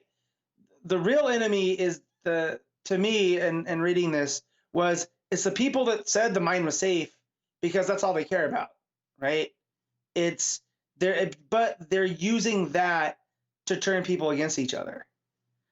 And again, it's not just black and white, which is what we always get with Rorschach, right? There's these shades of gray that need to be at play. Yeah, that's the whole point of Rorschach, is that Rorschach sees it in black and white when it never is. No. Right. And so what does this, clearly this guy sees things like there are some things in black and white, right? Like not calling people of color, calling them non-Americans because, at that time, in the 1900s and even later up to, times where we shouldn't be saying stuff like that. That is a black and white issue where there is a right and a wrong, right? Born in America, they're Americans. And so just that idea of him reading that and having to take a break, that I just feel there's more to that character. There aren't these shades of gray, and I like that he's different than Rorschach, right? That he is capable at least of seeing these shades of gray. So to move on from there, he then actually says to his daughter that, oh no, the squids have got me. The squid is in my mind. I think, I was going to kill him myself, but I think you should do it. And he explains what the plan is. And yeah, we just get this stark shot where she shoots him in the head, and she's out of panel at this point, and she walks into panel in a 9-panel grid, the next page. And do you know what's so funny reading this digitally? Is that the 9-panel grid where she walks in and like puts the gun in his hand to make it look like suicide and then walks out. And at the bottom of the page, we have her walking back in as an adult with Rorschach behind her. When I turned the page digitally, because it goes to another 9-panel grid, and because the top 6 panels are just the same shot again of him lying there dead, it had this weird effect going from page to page where it just felt like Rorschach faded into the shot. I don't know if this was intentional. I can't imagine it was, because obviously I imagine that most comic creators still primarily think of the physical book rather than how people are reading digitally. But there was this odd effect of like almost like the future versions of Rorschach and this woman fading into the shot, because obviously he's not still sitting there dead when they're there, because obviously she's showing this old man around this artist years later where she killed her father, or the idea is that she's told him this, and this is a visual representation of him in the same way that we're getting a visual representation of all these things happening as our characters reading the journal. He's getting this visual representation of actually seeing it play in front of him.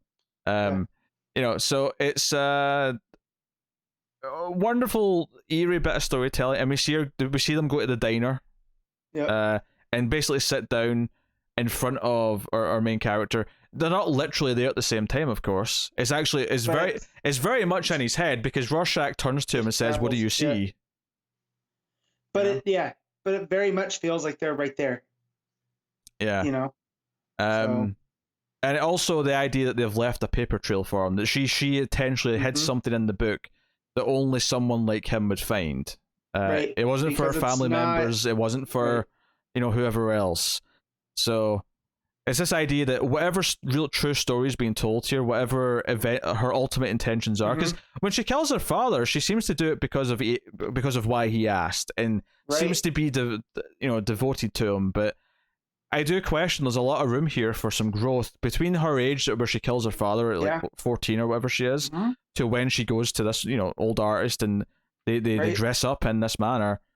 There's growth there to be told, and I'm very curious to see how. We seem, because last issue was him going around the apartment building and finding out about the artist. This issue was reading the journal and finding out about her. I'm very curious what he gets to next that unveils the next part of the story, the next part of the flashbacks, the next part of the. Someone in my head, someone set them up, and that's the main thing.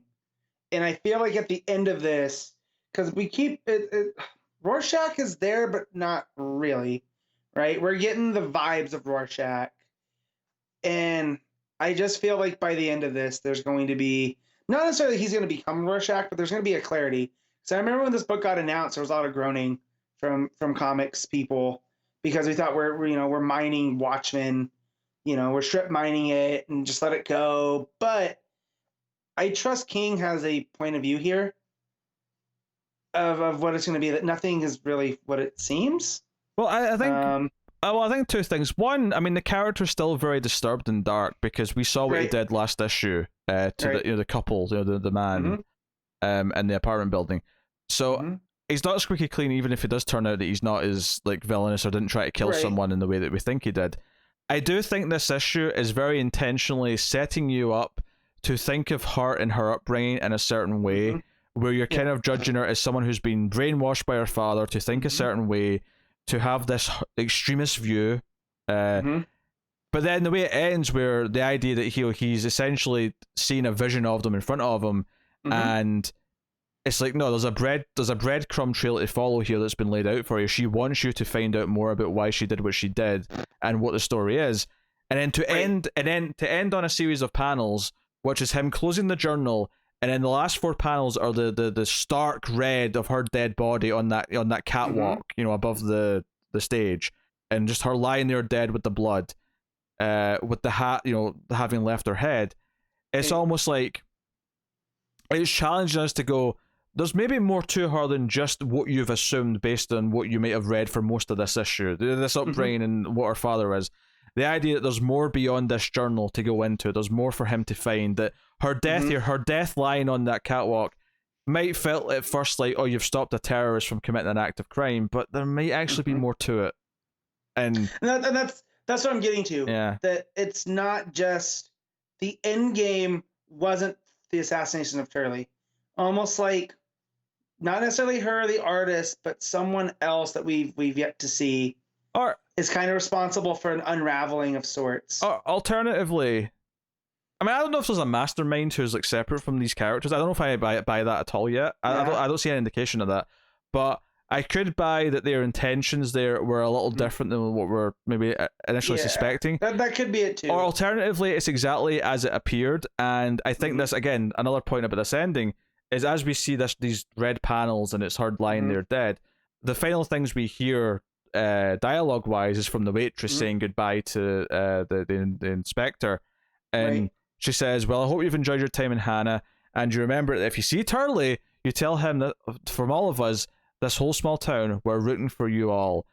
I think it's very interesting that you have this character saying, oh, we all support him, and the idea that maybe the way that people sometimes view politicians or latch on to just like a belief or a movement, and then you have this stark reality of, no, when people get into extremism like this, it ends in moments like this, it ends in violence, it ends in these dark things. So I am, and something we've not even mentioned as we've been talking about this, is that she's not trying to kill Redford here. They were trying to kill Turley. They were Turley, right?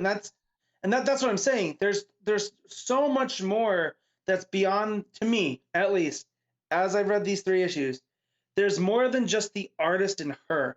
There's a missing piece there that led to them trying to assassinate a political candidate.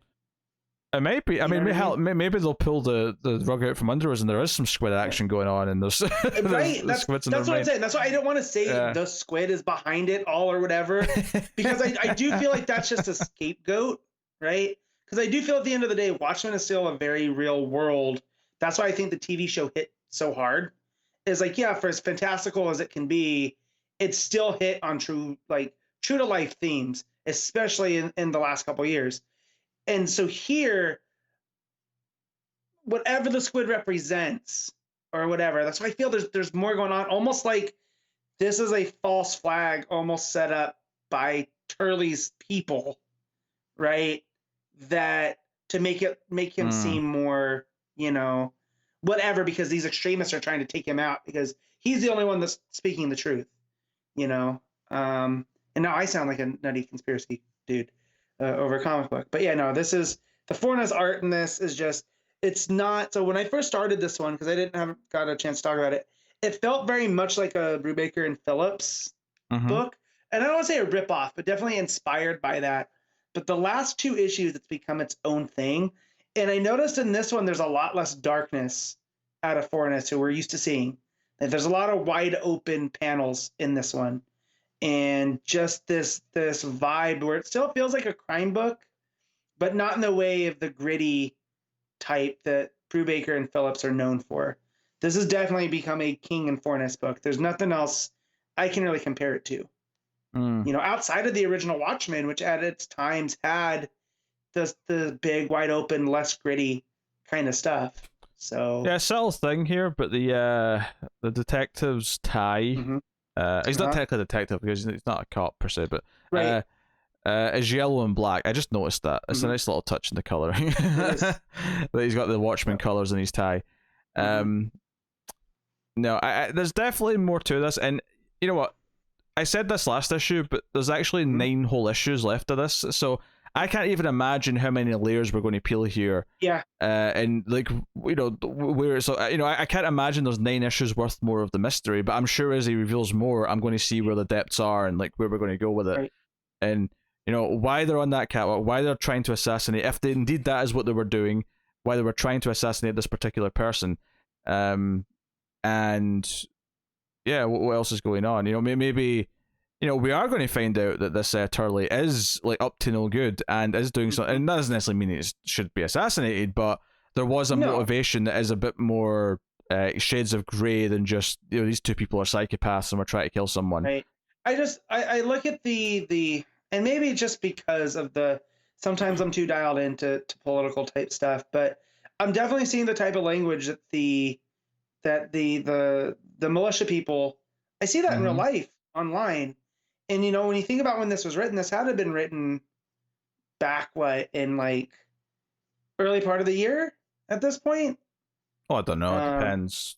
Yeah, and so just to see a lot of this, either King's really, really good, or he picks up on things living in DC and his time in the CIA and stuff, that have been ongoing for a while now that are just starting to reach the surface, which I feel. There's this whole section where he's the dad's training her how to fight with a knife that gave me chills, because I feel like that was some CIA training that King got about.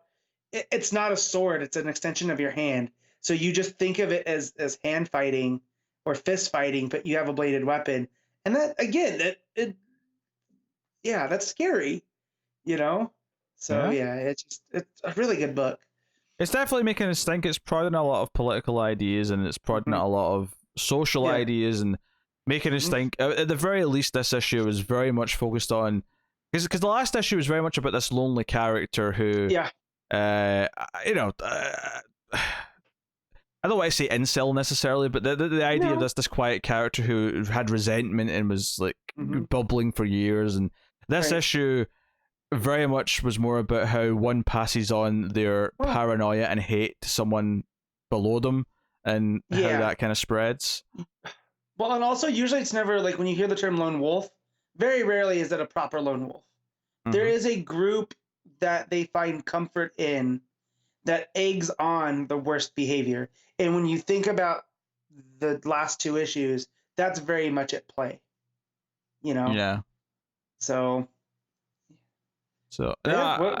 What are we rating this one? yeah, I know. I'm fascinated by this book. It's always been a really good thought, and I'm glad I have someone to talk about it because Connor decided not to read it after issue 1 because he's a lame-o. It's not even Bendis, and it's not even that. Like, it didn't take me much time to read. I went back and looked over the art. I had enough time finishing this one. But yeah. Anyways, I don't understand that boy sometimes. No, he's an absolute madman. Yeah, what are you rating him at?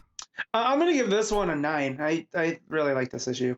Yeah, I am also going to give this a straight 9. No muss, no fuss. All right, so that'll take us on to the part of the show where we pick our favorite stuff of the week, favorite panel / moment, favorite art, favorite cover, and our top 5 books of the week. Should be an interesting mix this time. So we'll start with panel / moment. What you got? So moment this week is from Rorschach, and it's right after you get the history of the mine.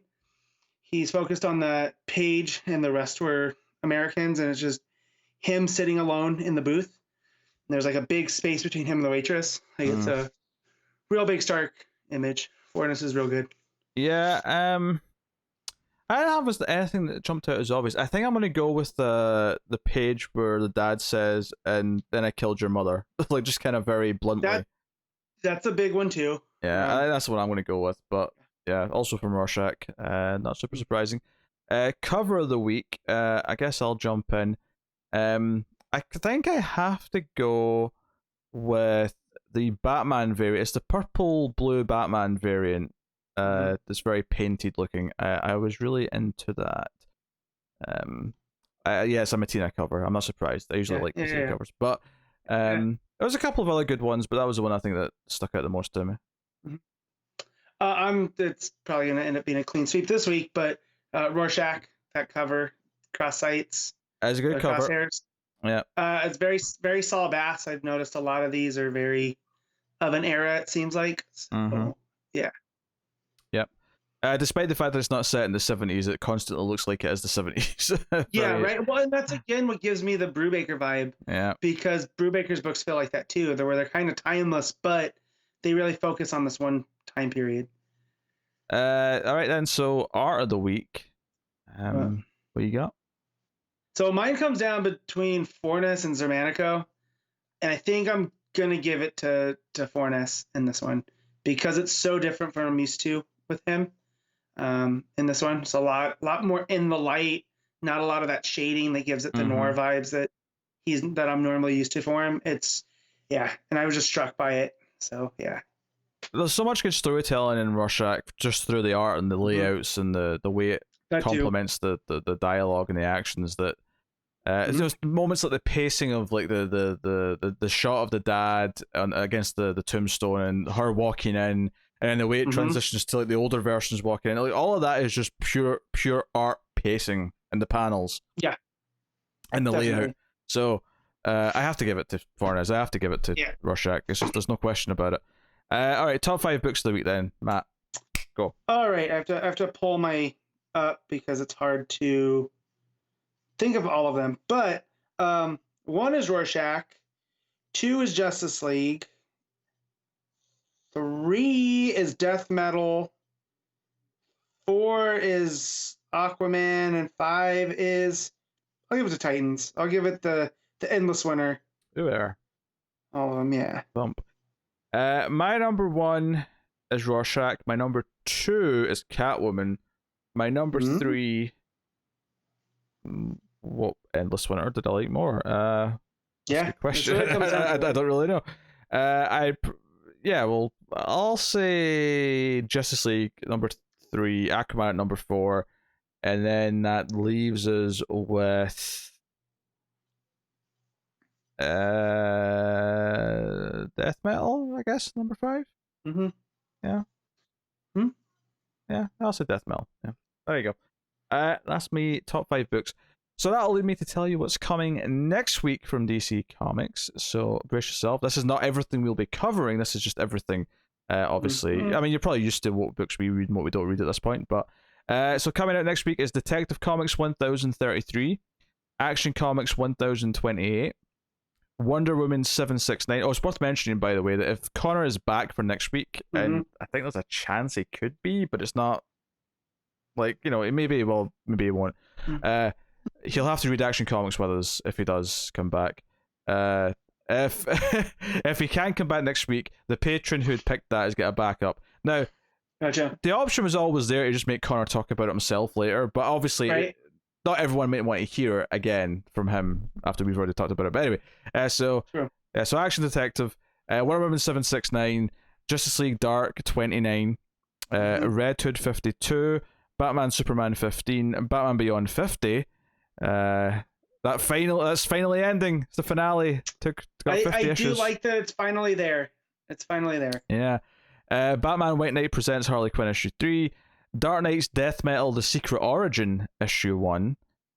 So another one shot from there. Yeah, probably the main event next week. Well, aside from, of course, the Endless Winter stuff, which I would conclude with Black Adam Endless Winter Special issue 1. Not concluding the story, just concluding the books for next week is what I meant. Right. Because of course the other issue is Justice League Dark, which I have not been typically reading. Obviously, I'm reading next week's because it's part of Endless Winter. So there you go. So it's a little bit later than this week, for sure. But that is okay. I will have at least one Patreon book next week. I might even because week 5 is even quieter, so I'll just do one. I was going to say maybe I'll do both, just because if Connor's back for week 5 and he does all 3 of his in 1 week, but week 5's quieter than week 4, so I'll do one. So gotcha. But yeah, you go. That's the schedule. That's the plan for next week. So there's no rock solid plans for what the Christmas schedule's like because of when just the Saturday recording day falls on. So there's a chance that the show might be a day or two later, both on Patreon and publicly. We'll let you know on Twitter. Follow us at DC Comics Podcast. I'll put out tweets once we've got something locked more in stone. But that is we'll talk about in a minute after we're off air. But of course, you can support us over at patreon.com/MailFuzzTV for as little as $1 per month and get bonuses. Of course, at the higher tiers, you might become a producer, at the $20 tier, for example, which I will thank our current producers right now. So thank you to Tyler Hess, Cindy Palacios, David Sharp, Board Now, Al Treisman, Christopher Moy, Brett Williams, and David Brown. They are all our $20 or more patrons at the moment, so thank you very much to you guys. But thanks to all of our patrons. And of course, you can like and subscribe, rate the podcast on iTunes, and give us a good review. All of those things do help us out. So if you can't give to us financially, you can give us by hitting the like button and so on and so on. So please do. Otherwise, the next episode, I'm going to just double check this so I'm not talking nonsense. But yeah, the next episode, no matter what, whether it's on time or a bit later, will be after Christmas. So have a nice Christmas. Yes. From everyone here. Watch out for Krampuses and Frau Prektas and all the other Christmas monsters I found out about this week. And stay tuned to my Twitter feed because I'm going to rank my favorite ones. Yeah, it's going to be fun. And then there will be Christmas sales in Comixology and no doubt elsewhere. I know Marvel have got a Masterwork sale on right now where the Masterwork volumes are like $2 each, which is insane. Yep. So if that's of interest to check out, I actually have a new tablet arriving tomorrow for comic reading. So Merry Christmas to you. Yeah, well, it's nothing too fancy, just an Amazon Fire one, but but still, my iPad from like 2012 is like ancient now and won't update anymore, and so on and so on. Yep. So this one's a little bit bigger, and will actually do things now. Yeah. So, but there you go. That's basically things, and obviously, yes, at some point in the next couple of weeks there will be an annual episode as well. We'll just wait for Connor to be back for that, because it feels weird to do that without him. But that'll just be us doing our best of 2020 and all that jazz. And what a delightful, weird list that it'll be, doing best things of 2020. Yeah, this year. But have a nice Christmas. Yes. Thanks for being with us throughout 2020. Hopefully we made this very dark and brutal year just a little bit better. And, stick with us, and hopefully it'll be a fun 2021 with DC Comics and everything they've got to give us. So, I don't know why I'm saying that. I mean, we'll have one more episode before New Year's at least, but still. I mean, holidays coming, things are here, blah, blah, blah. But we will be back with an episode before New Year's, don't worry. There will be the next parts of Endless Winter and all that reviewed. It's just, we'll figure that out in a minute. But thank you very much. 3 parts left, I think. Yeah, 2 next week and then one on week 5. The final. Yep. But that is us, so thank you once again for watching or listening. We always appreciate it. Keep reading DC Comics, and remember to never get lost in the Speed Force. Watch out for Krampus, y'all. He don't play.